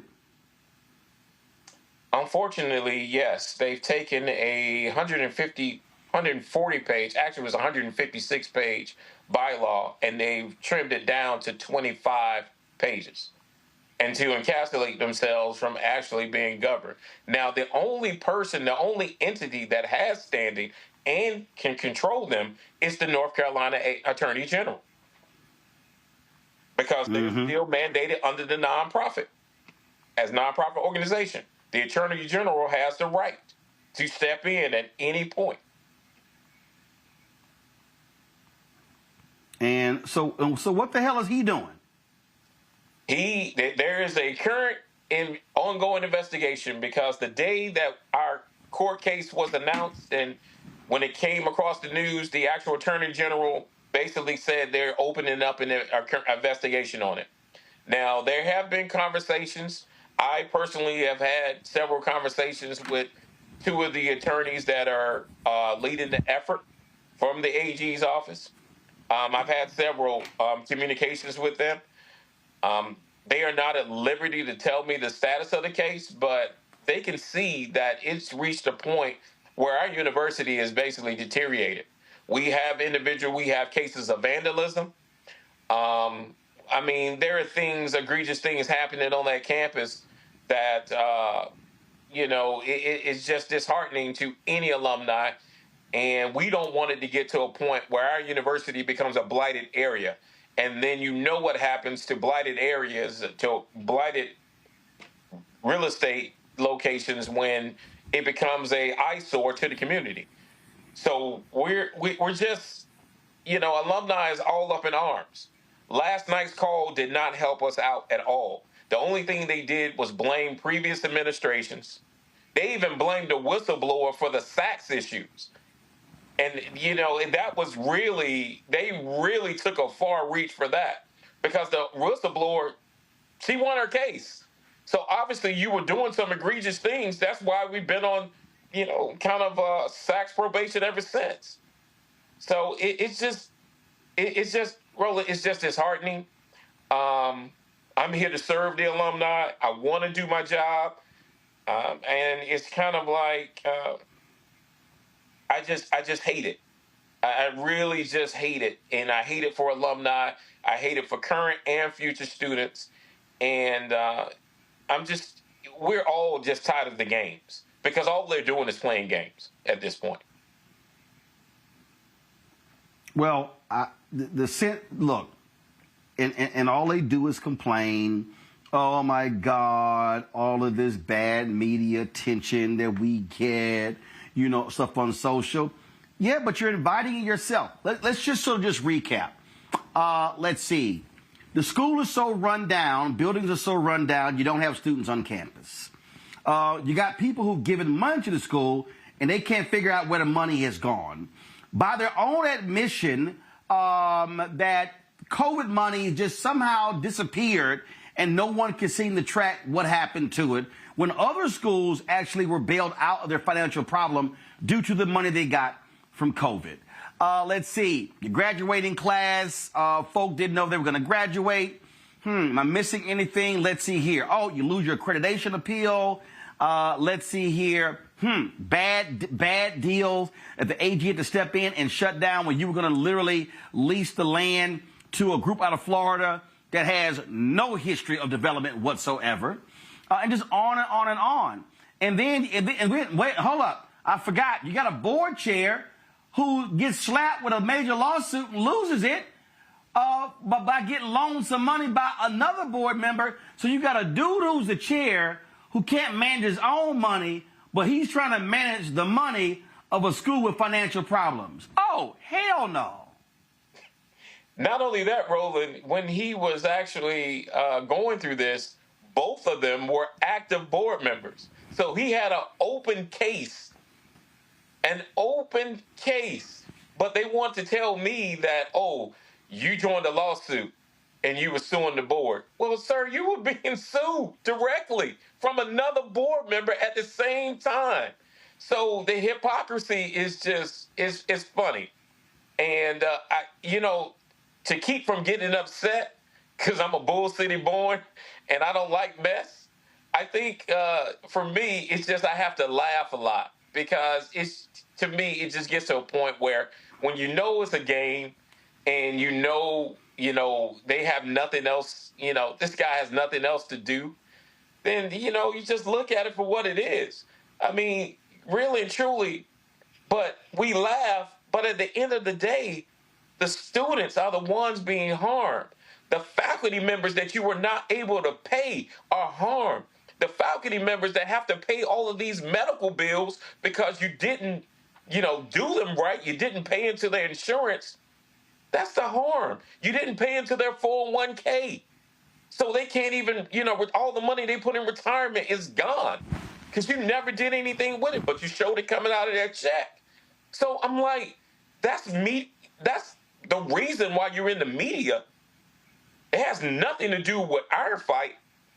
It's your mismanagement, your malfeasance, and the point that you do not care and you do not have a pulse.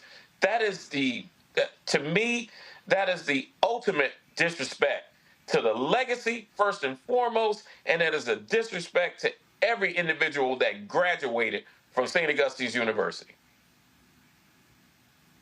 And they have this huge financial crisis. They've lost various judgments. And they actually want alumni to keep sending money? That was the part last night. We had to laugh at that, Roland. I mean, literally, it's a lot of us that just bust out laughing because you're going to ask alumni, this is your first time as a board that you even met with the entire alumni. since he's been chair. The first time you give us a rundown of $50 million in debt. One, that was a lot of that was incurred by this board, mainly some of them, 4 of them, because you didn't even show up for court. So we had judgments. Right. So a lot of those, when you sit back, it's like you caused a lot of this. But still and yet you want to ask alumni to cough up $250 to $350K to pay for the lawyers to put an injunction in place. I don't see it. Because really, at the end of the day, you're just delaying the inevitable. We've lost our accreditation. But a group of us, definitely, I can name it Falcons Unite, we have decided to move forward. We already have things in place, already reached out and contacted individuals that will help us with getting certifications and things of that nature. We're already and have already planned for not receiving our accreditation. So eventually we could, retain our accreditation. But the more they keep playing with these legal maneuvers, we're going to be even further in the hole. And they're still trying to say to us last night, oh, we're going to, lease the land to some developers, but we're still going to have control. Everybody that knows real estate, once you lease a property to a developer, you have no control over that land anymore. So you're really talking to a lot of educated individuals, but obviously the Board of Trustees doesn't think so. That doesn't think that we're really educated and can see through, excuse my language, see through the BS. I wouldn't give this board a quarter to hold on to. We haven't, and it's basically we've sat back and said, look, we created a 501c3, the Oakwood Falcon Foundation. That is a trusted source. We've asked alumni, and alumni have given in abundance to all of the events that we have to take care of, especially when you're talking about when the students were on campus, we were feeding the students directly by filling the food pantry. Additionally, we were providing students with various food cards and things of that nature because they didn't have any cafeteria to go to.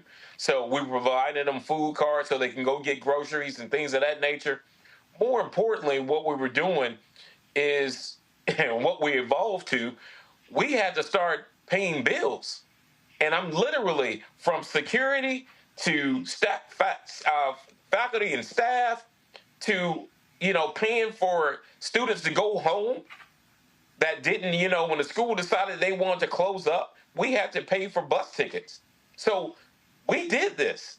Wow. And basically through alumni, we had to and keep doing it.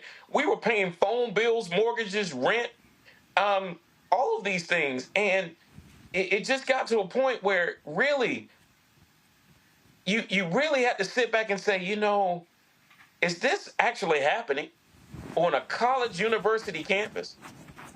We're right around the corner from the governor's mansion. Walks. I mean, we can walk 5 minutes to the governor's mansion. We know everybody, that's been a hot spot. That's 100 acres down to basically right around the corner from the governor's mansion in Raleigh. We know. Yep. We know what it's about. An old historic Oakwood Avenue. We've been knowing ever since I was in school and I graduated in the 90s. So we've known that this is prime real estate. But the thing about it is that what has occurred now is that you have an individual that basically has, aligned himself with those developers. Because each deal they tried to bring on, if it wasn't for the AG the first time with this 50+1 mess, then we would have been in a real hole. I mean, you're talking about giving up $200 million in assets for a $70 million loan. Make that make sense. It didn't make sense. And that's why we were asking Dr. Burgess, why did you even sign this? You have the power. He has the power to say no. And not only that, he signed the actual Gothic Ventures loan. Who would sign a predatory loan at 24% interest rate with a 2% prepayment penalty? And your name is the only signature on there? Nobody from the board of trustees? And you're just an interim president? No, I would have never done that. My son is 15 years old. He would have never done that, period. So I'm just, I mean, as alumni and as someone that the alumni has chosen to represent them, I go to bed every night with a heavy heart. I do. And it gets to the point sometimes where my wife even tells me I have to take a step back from certain things because I'm an emotional guy and I'm passionate about this institution because I was an at-risk child. And St. Augustine's gave me the opportunity to get an education. George Puck Williams gave me the opportunity to earn my track scholarship, which I did. And he normally does not recruit from, this area, but he did for me. So, I'm indebted to this university for life. I affectionately call St. Augustine's my mom because I owe her everything. She birthed me to where I am now. So I'm going to keep fighting, and alumni are going to keep fighting until we remove this board. And really and truly, I just tell everybody, if you want to donate and you want to help us, please send your funds to oakwoodfalconfoundation.com. And if you want to come down and pick up a garbage bag or you feel empowered to do anything for our campus, please reach out to us because we need all your help. Even if it's just picking up a phone and calling the AG's office, calling the state representatives, calling the local representatives and asking them, what is your stance on what's occurring over there at St. Augustine's? Because this is not right. And for a 157-year-old institution, we should not be in this position to what is occurring right now. And what is occurring right now is right up under our eyes, the theft of a university. Just call it for what it is and take the Band-Aid off. That's what's happening. And if nobody has the compassion or the heart for that, then that's on them. But you have 10,000 alumni that are not going to go silently. We are fighting. We just need those that are in the realm of have the power to change this, to come and help us change this. And the worst part about it, and this is what we've already told to Dr. Burgess several times, we have almost $100 million in pledges from various investors, various donors, community partners that are willing to invest, but they all say the same thing. That board must go. Yep. So the question that should be asked of any authority, especially to the AG's office, is why haven't they left? What are you hiding? Because eventually what's done in the dark will come to the light. And we have 52 infractions in our case file. So just imagine once this is all opened up, what else we'll see. Because at this point, this is terrible. This is the theft of a university, and we're asking those in the right frame of mind that have the power to help us change this to come and change it. We're literally seeing with our own eyes the destruction of a historic HBCU. We appreciate you joining us, Steve. Thank you so very much. And maybe time for us to put some pressure on the Attorney General and say, damn it, it's time for you to move. Hey, anything you do, Roland, appreciate it. So thank you. Thank you. I appreciate it. Thank you so very much. Got to go to a break. We'll be right back. Roland Martin Unfiltered on the Black Star Network. Get wealthy with me, Deborah Owens, America's Wealth Coach. Black women are starting businesses at the fastest rate than any other segment. However, finding the funding to build them is challenging. On our next Get Wealthy, we're going to talk with author Catherine Finney, who wrote the book, Build the Damn Thing. And she's going to be sharing exactly what we need to do to achieve success in spite of the odds. as an entrepreneur of color, it's first, building your personal advisory board. I think that's one of the things that's helped me the most. The personal advisory board of the people who are in the business of you personally, and want to see you succeed. That's right here on Get Wealthy, only on Black Star Network. This week on The Other Side of Change.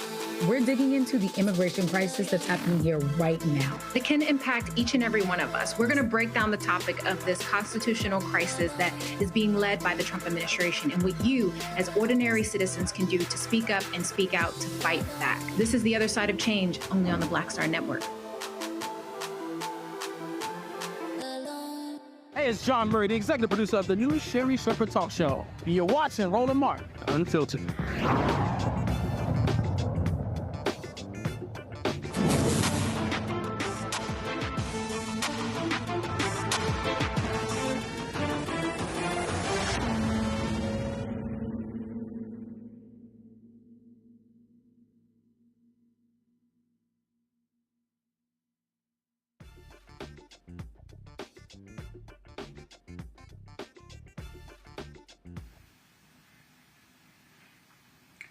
All right, folks.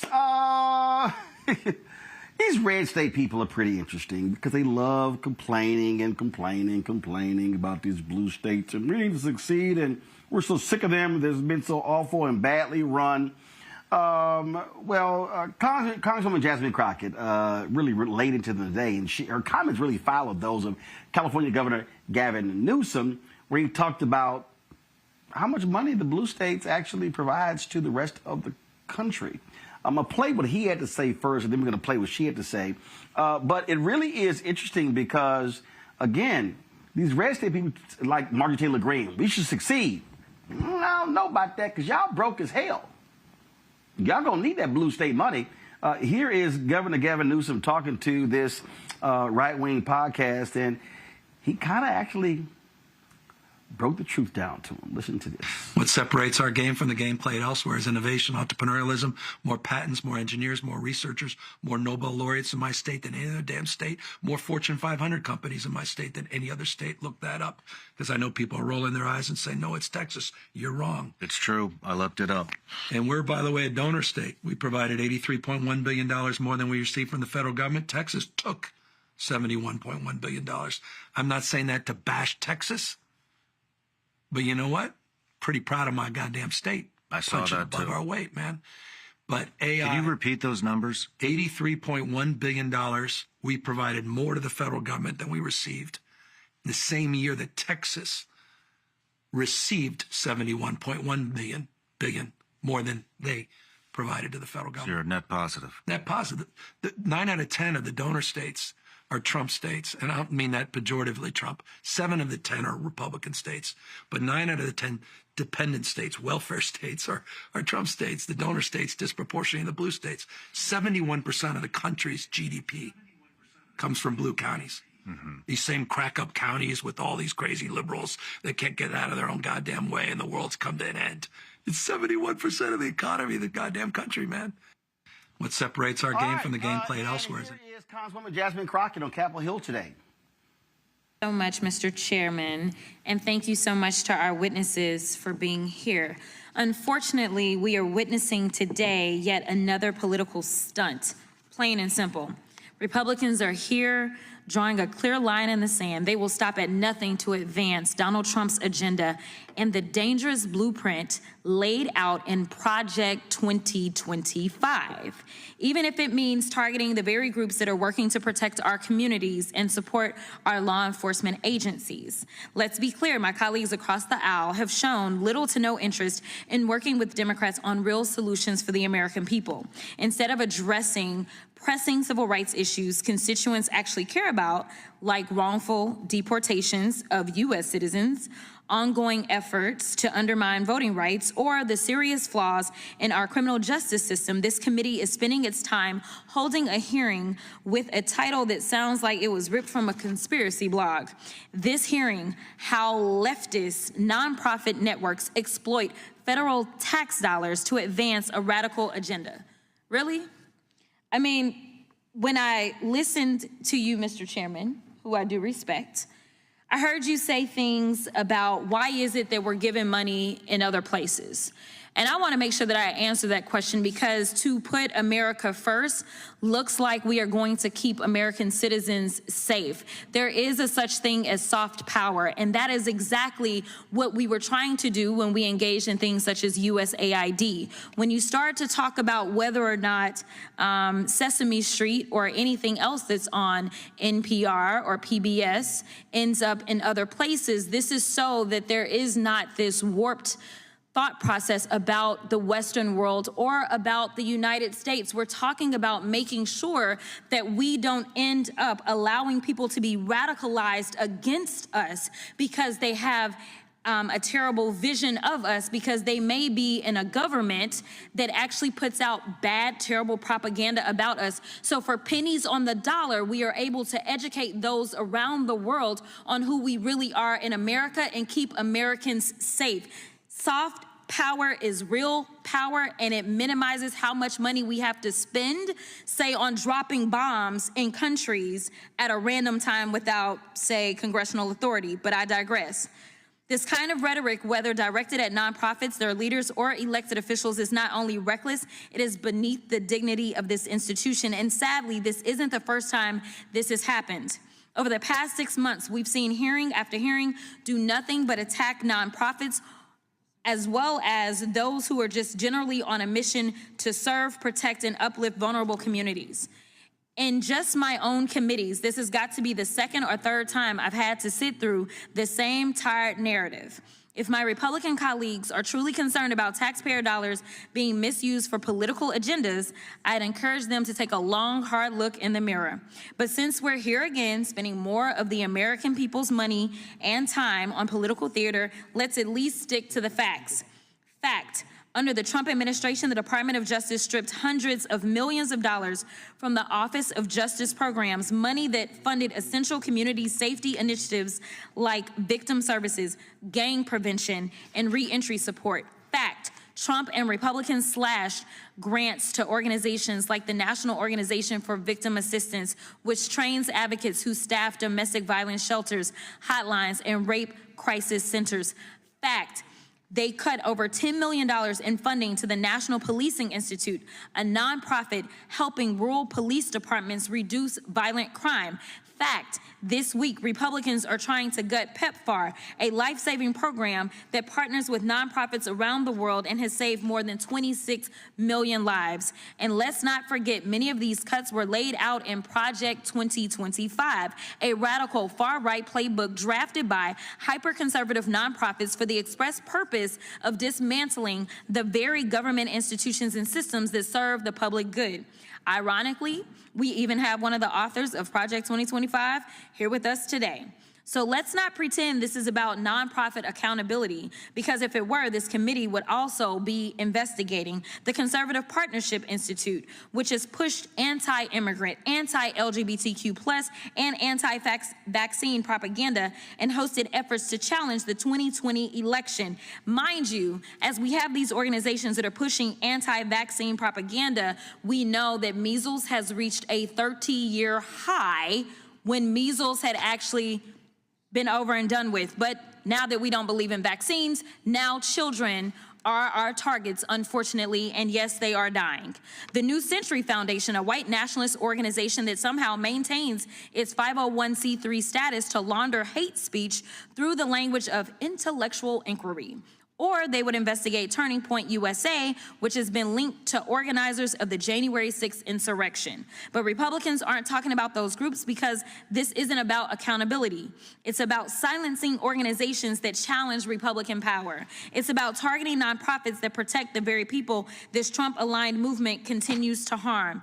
These organizations are defending victims of unlawful actions. They're helping to combat global pandemics. They're supporting police departments when this very committee won't. They're working to build safer, healthier communities while Trump and his allies defund them to hand out tax breaks to billionaires.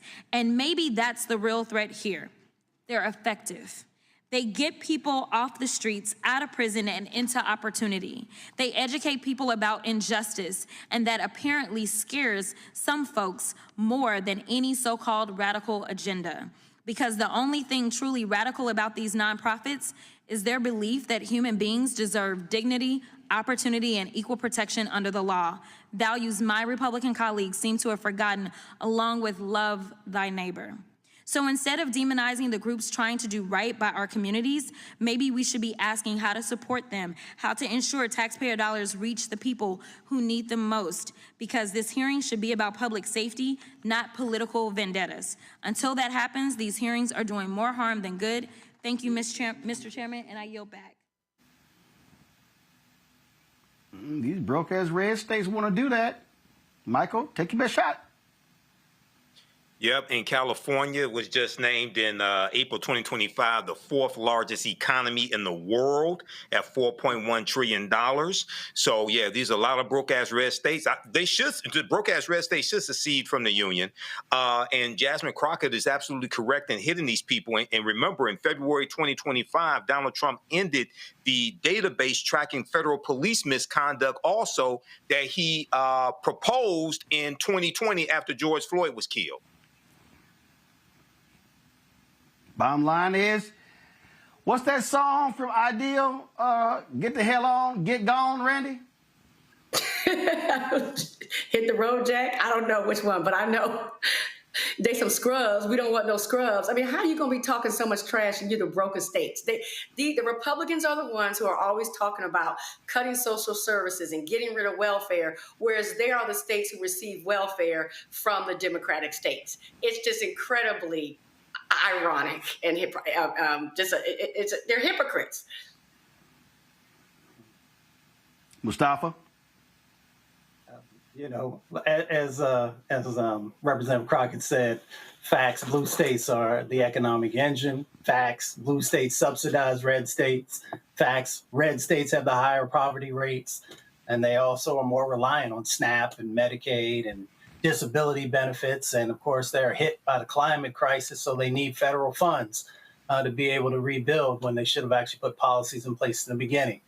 So it's very clear, you know, who's the driver of our economy and who is the benefactor of those resources that blue states continue to share because they care about everybody.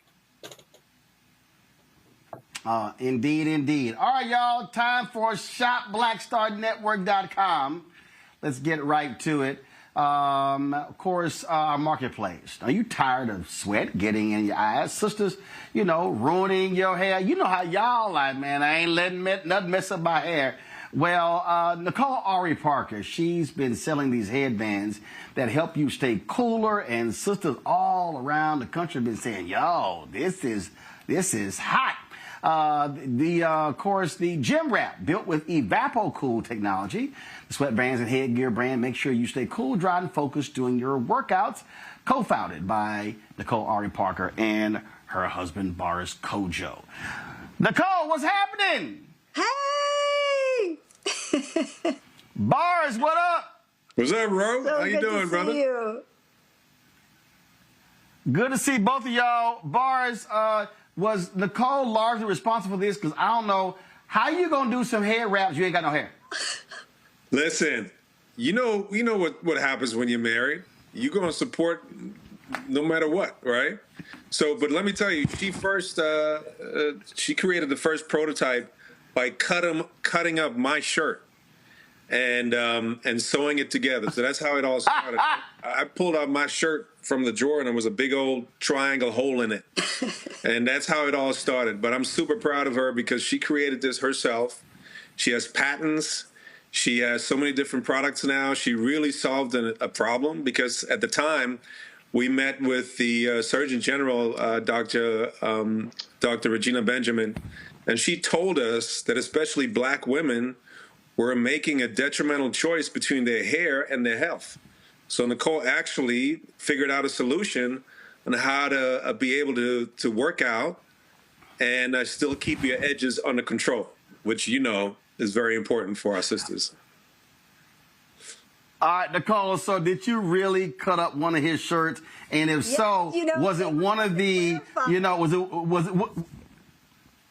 it one of the, like I have a lot of the moisture shirts. Is that what it was? Exactly. Right. They were trying to clarify if I was the founder or I was the creator, Roland. I was trying to solve my own okay, I need you to take me through this. Were you sitting here going, oh man, this fabric feels kind of good. This might, if this absorbs his sweat on the tennis court, this could absorb my head. Is that what happened? That's exactly what happened. I cut up a couple of his shirts and I sewed many prototypes because I know we all have different needs. He's right. I made my triangle. I made wide band and a thin band, and I made everything that I would like on any given day, because I had two small children. My husband was trying to go for a run with me on the beach, and I had just found enough time to get my hair blown out, and I had to choose between him, the kids, or my hair, and I was like, there's got to be a way I can do it all. And I just made it. And for all the new entrepreneurs out there who have an idea, I would just tell them to start, because I did not have a business degree. I did not have any marketing connections. I just made it, and I hit the ground running trying to find a manufacturer and all of the things. And here we are, 12 years later, on your show. Bars, did you make her buy you some replacement shirts? Because, listen, I tell my wife, stay the hell out of my closet. I sold so many, Roland, so he's got plenty of shirts. I bought him that one. Yeah, she did. I gotta be honest, she did. She worked it out for me. But look, this has really grown into a company that has become a staple in our community. I'm so thankful for all the support that we have gotten over the years, and she has really expanded her product line from the first GymWrap to not just the triangle, but also bandies, the thin ones, the narrow ones, the wide ones. Now hats as well, which I use every single day when I'm on a tennis court. They wick away the moisture as well, the sweat, so the sweat doesn't go into your face. And really, she's allowed us to not have to choose between our hair and our health. We're able to go and work out and take off the GymWrap, blow dry the edges a little bit, and go to work. So it's really done a great deal of service to our community. I'm super proud of her. So, Nicole, you just said something I thought was important. You saw a problem. You were like, man, this board shirt feel kind of nice. Oh, let me go ahead and do this here. And so after you cut up the first two shirts, okay, what was next for you? Just walk people.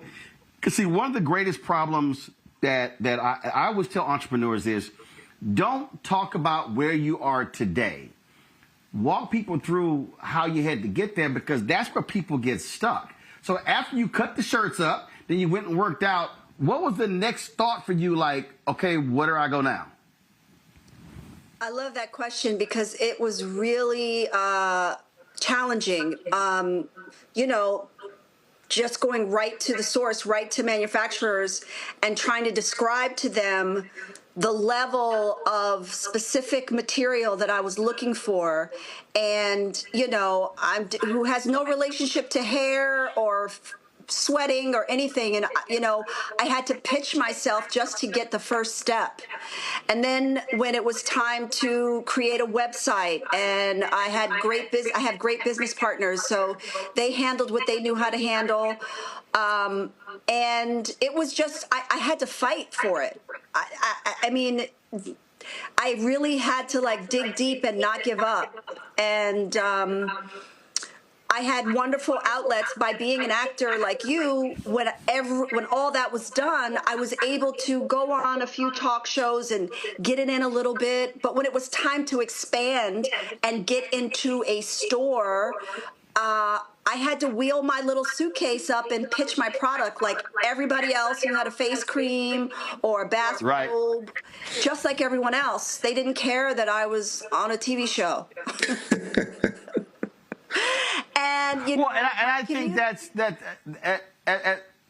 as what you're describing again. Why it's so important, because that's what a lot of people don't understand. People, it amazes me when people say, oh, "Man, I want to be an entrepreneur," and I go, "Do you know what that means?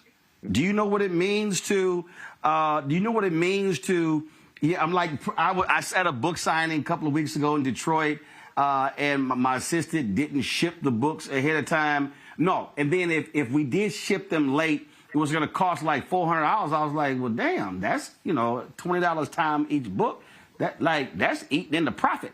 And so, oh, hell yeah, I put 100 damn books in a suitcase and wheel that sumbitch into that sucker and pull it out myself inside. I mean, again, that's what you have to do.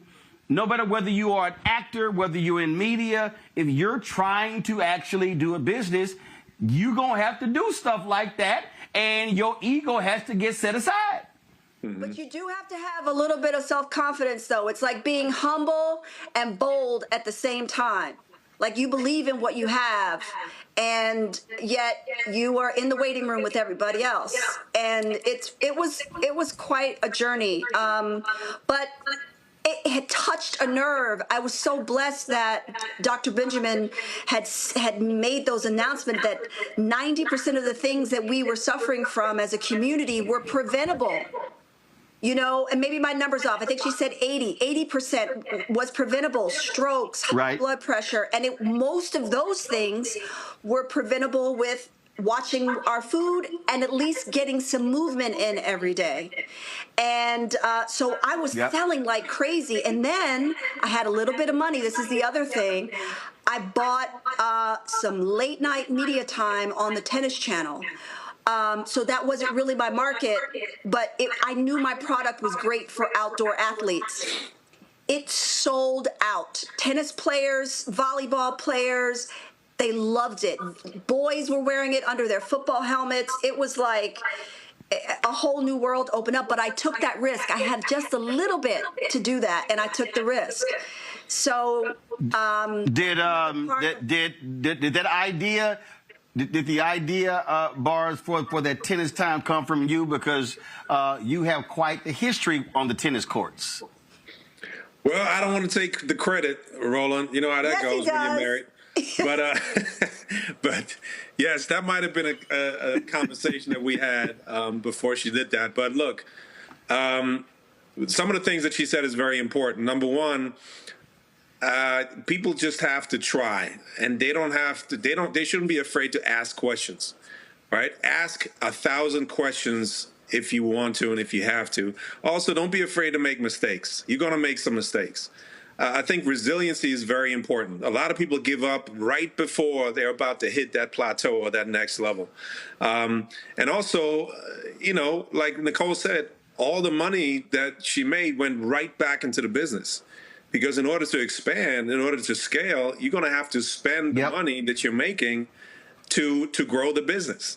It's not that easy, but it is worth it. And I have to really, again, say that she was doing this in the name of service. And I think that is also an aspect that has really helped her grow, because she was providing a real solution to people. And I think it was sort of, the product and the business was anointed. It was really divine intervention that helped her grow this business, because she was doing it in the name of service. Well, it certainly serves a need. I mean, I'm looking in our group chat, and there are people sitting there talking about it right now in terms of places they've been. It's hot.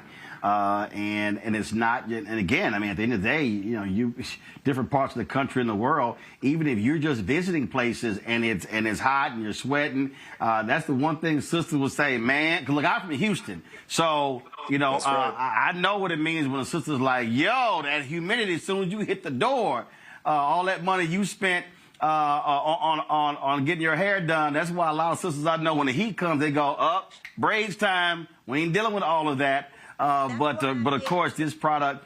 Go ahead. I was just saying that's why I make cute styles too, just for running your errands. See, there you go. Because you're going to be out in the heat. You're going to be out in the heat. So, folks, the product is GymWrap. Again, if you go to shopblackstarnetwork.com, since we launched this show September 4th, 2018, we've always had our marketplace segment because we wanted to give an opportunity for black-owned businesses, people who have products to be able to share with our audience, talk to them. Guys, drop that graphic. I need y'all on your end to pull the website up so they can actually see the GymWraps on the website.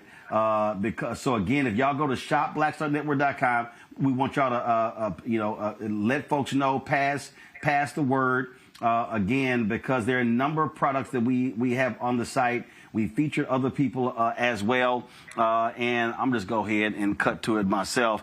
So if you go to the website, you'll see right here, you'll see the different products right here: the hat 2.0, GymWrap 2.0, the pony 2.0, full triangle. What's this? Bandy 2.0 set.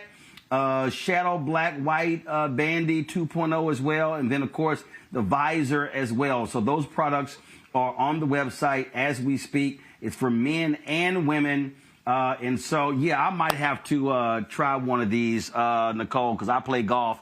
And listen, when I walk in the heat, you're sweating. You should definitely try the hats. The hats, I've worn them, every single day. It's the best hat you'll ever try. It's soft and it has. Which one? The hat 2.0? The hat, yeah, the hat. Not the pony. The pony has a little hole in the back for the ponytails. I'm not sure if you're hair. Yeah, no, I don't have that issue. No, ain't no ponytail here. That ain't gonna happen. So it'll be the hat. Because and again, I mean, because I have it's like one of my alpha hats. And man, the way that thing's made, like when I'm sweating, when I'm over a putt, it looks like a waterfall just coming straight down. Yeah, I'll have to try the hat. All right, the hat 2.0. And listen, I test drive everything, so I'll let folk know. And so y'all go to shopblackstarnetwork.com. Check out this. Quickly from our panel, questions. You got any? Randy, you first. I've had a GymWrap for 10 years, easily. It works. No, it works. My hair is usually short, and you really did. I mean, you solved a major problem. Black women would not work out because of our hair. We would completely, we get our hair done on Friday. So it's like, I can't work out Saturday, Sunday, Monday because I want to be cute. Maybe you do Tuesday, Wednesday because you're going to get your hair done again. Like our health was very much determined by our hair. And so my best friend called me and said, have you tried so-and-so? And I did, and it truly works. Roland, you don't even have to test drive. I can honestly tell you that it works for real. And so thank you very much. Thank you. Thank you for that. And I made them, Roland. Mustafa, I'm sorry. Go ahead.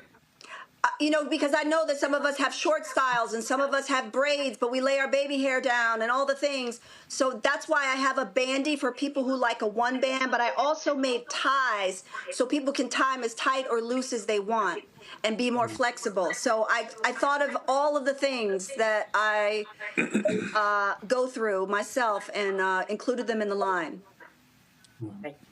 Well, Mustafa, he's got braids, he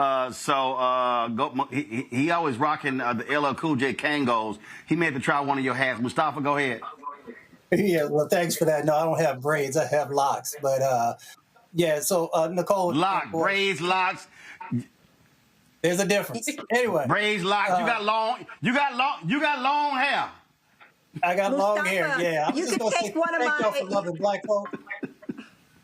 Thank you for loving black folks. My question was, again, I have a lot of hair, so I was just curious, like for the hats, do they come in one size or are there other sizes or do they stretch? They're adjustable. It depends, if you've got a lot of locks and a lot of bulk, I would still put your hair, pull it in your own comfortable ponytail holder, and then use this just for the sweat in the front. so it stops dripping down if you're really working out. Thank you. Oh, I see guys in the gym. All right, Michael, Okay, Michael, he ain't got no locks, so he ain't got that problem. Michael, go ahead. No, I don't have any locks, but I do wear LL Cool J Kango though. Nicole and Boris, this is fantastic. My question is dealing with your distribution. In addition to the Tennis Channel, taking out ads on the Tennis Channel, are you in brick and mortar stores? Do you go to expos and sell? What's your distribution like? And also, loved you all in Soul Food. You are one of my favorite TV couples and real life couples also. Thank you. Great question. So we've gone through various distribution outlets, from brick and mortars in all the big box stores. What we have found is that we are doing really, really well direct to consumer. So online, obviously our margins are much better. And we have a revolutionary conversion rate of 2.5 times the norm, which is, again, due to the loyalty and the support that we've been enjoying from our community. So thank you again so much for that. So it just depends. Every once in a while, we hit our stride in the brick and mortars, and then we go online again. So right now, it's about 70-30 online, because for those of you who don't know, when you're dealing with big retailers, there's a lot that goes with it.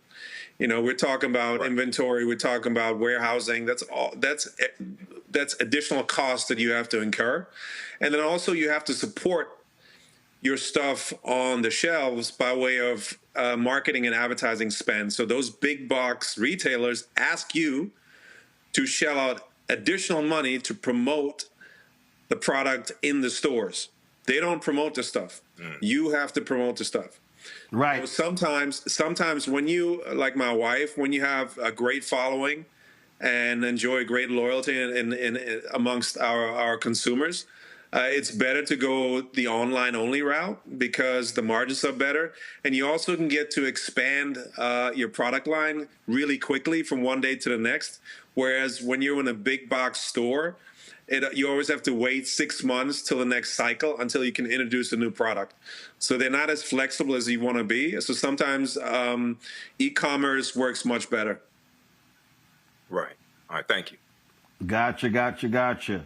And I'm sitting here, and some people, they can't just stop being what they used to be. So Candy Carter, of course, whose company set all this up, is texting me. Ask about new season of Sex and the City reboot and Just Like That. She used to be a producer with Oprah's show, so she can't stop producing. So I guess she figured she want to produce me. But go on right ahead. Tell me about the season 2 of the Sex and the City reboot. We're in season 3 right now.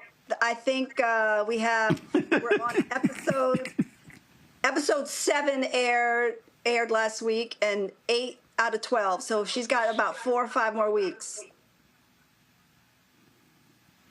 Okay, and Just Like That. What is that? And Just Like That. Yes, it's the reboot of Sex and the City. It's called And Just Like That. It's that's what it's called. Got it. Yes. So I'm having a ball. All right, Bars, what you got? Go ahead. Go ahead. You shot what? I was just saying that I shot this season through October, and now it's on the air, and it's very exciting. The fans are from 20 years ago. Okay, and Bars, Candy's texting me saying, ask Bars what does he have coming up that people can watch and support. Well, we just finished season 8 of Station 19, and it's a series wrap. So we finished the show. I spent 8 years on that show. It was a great run. We're in 120 different countries worldwide. So now I'm actually doing a bunch of things in Africa. We're creating content in and for Africa, and continuing Full Circle, which you were invited to many times. At some point, you gotta come with us, Roland. We did Ghana. Now we're expanding in different regions on the continent for people to reconnect with their ancestry and to counteract old stereotypical narratives about the continent and show people what Africa is really about. He also is. When I get invited, let me check. I'm looking for the email. You better check. All right, first of all, where you going next? I'm gonna look up the emails. You better check. He's also. Yeah, look up the email. I believe in behind the scenes, what? Directing and producing. He's got a lot of stuff in the oven, so he'll circle back with you. All right, so here's the deal. Yeah, let me know. Maybe I went to the spam folder because I was in Ghana in 2019. I was in Liberia in 2022. I was in Ethiopia last year. So yeah, let me know where y'all going next. You know, because I got people hitting me in Nigeria, and somebody invited me to Tanzania today. So, you know, let a brother know. But, yeah, remember the email is roland@rolandsmartin.com. Somebody may have dropped that S. Okay, I'll check. But I think I got the right one. All right, then. Folks, GymWrap. Go to shopblackstarnetwork.com. Y'all can get it. Men and women, absolutely. Let's support Nicole and Boris. Support our black-owned products. And when you buy on shopblackstarnetwork.com, you're also supporting this network because we also get a cut as well. And so this is all about supporting the black-owned business ecosystem, and that's why it is so important. So, Nicole, Boris, always great to see y'all. I'm sure we'll run into each other in an airport again soon. That's right, as usual. Thanks, Ro. Appreciate you. As usual. I'll make sure you get some caps. All right. Well, I walk 18 holes, so I'll definitely be wearing it on the golf course. I appreciate it. Thanks a lot. Thank you. Bye.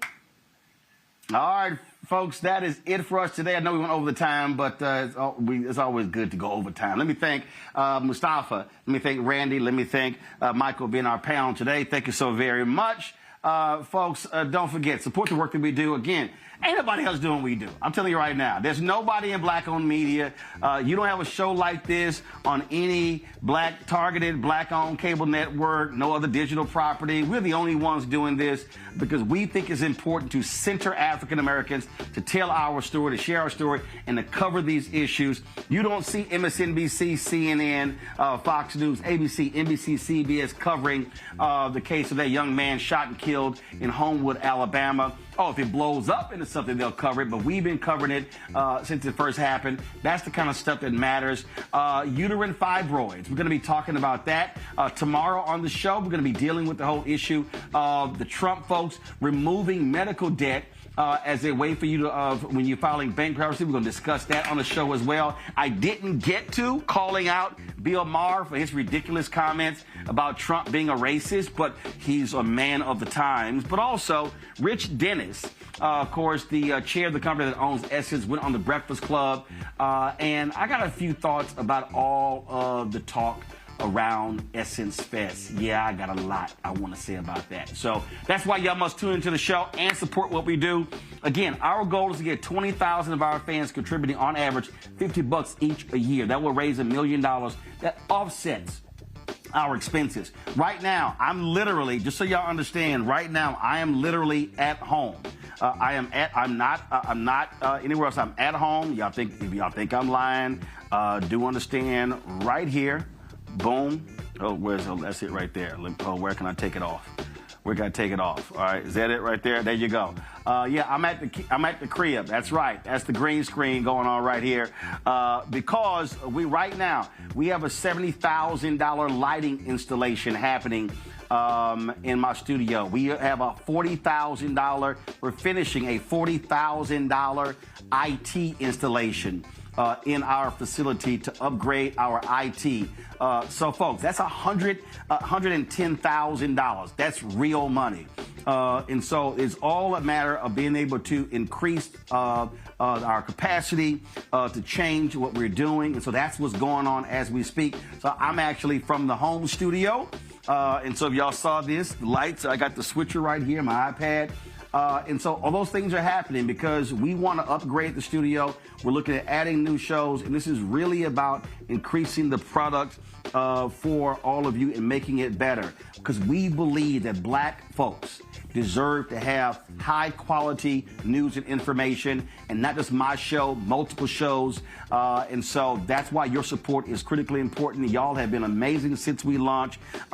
We purposely don't charge a subscription fee. I'm not trying to hit you up on Patreon, we're going to pay for this, pay for that. And so that's why we make it a donation base. So when you support the show, when you give via the various ways, you are supporting all of this. I told you, our cost is $195,000 a month. It funds staff and just for us, the high speed. We don't have high speed internet. We got a fiber. Yo, that's $2,500 a month. We are not paying $89.99 a month. So that stuff is real, and so it all matters. And so if you want to support us, please, via Cash App, here's the QR code right here. Cash App got rid of our accounts. They changed their rules, and so you have to use the Stripe QR code. You see it right here. This is the Stripe QR code for Cash App. Checks and money orders, make them payable to Roland Martin Unfiltered. You got to give it about 45 days because, folks, between you mailing it and just having open each envelope, then, of course, sign the back, the mobile deposit. Some checks and money orders don't go through out to actually send them to the bank, and so it's a process there. Make checks and money orders payable to Roland Martin Unfiltered, P.O. Box 57196, Washington, D.C., 20037 0196. PayPal is R Martin Unfiltered, Venmo RM Unfiltered, Zelle Roland at RolandSMartin.com, Roland at RolandMartinUnfiltered.com. Download the Black Star Network app, Apple phone, Android phone, Apple TV, Android TV, Roku, Amazon Fire TV, Xbox One, Samsung Smart TV. Of course, get my book, White Fear, How the Browning of America is Making White Folks Lose Their Minds. Available at bookstores nationwide. Get the audio version I read on Audible. As I said, get the various black products that we feature on shopblackstarnetwork.com. You've got Leafy, which is the black toilet paper company. You've got, of course, GymWraps. You've got coffee. You've got other products that we featured. It's all there as well. ShopBlackStarNetwork.com. If you want to get your Roland Martin Unfiltered merchandise, all right, so come back to me. If y'all want to get this shirt right here, and we've also changed vendors. We were using one company. If y'all want to get this shirt, don't blame me. I voted for the black woman.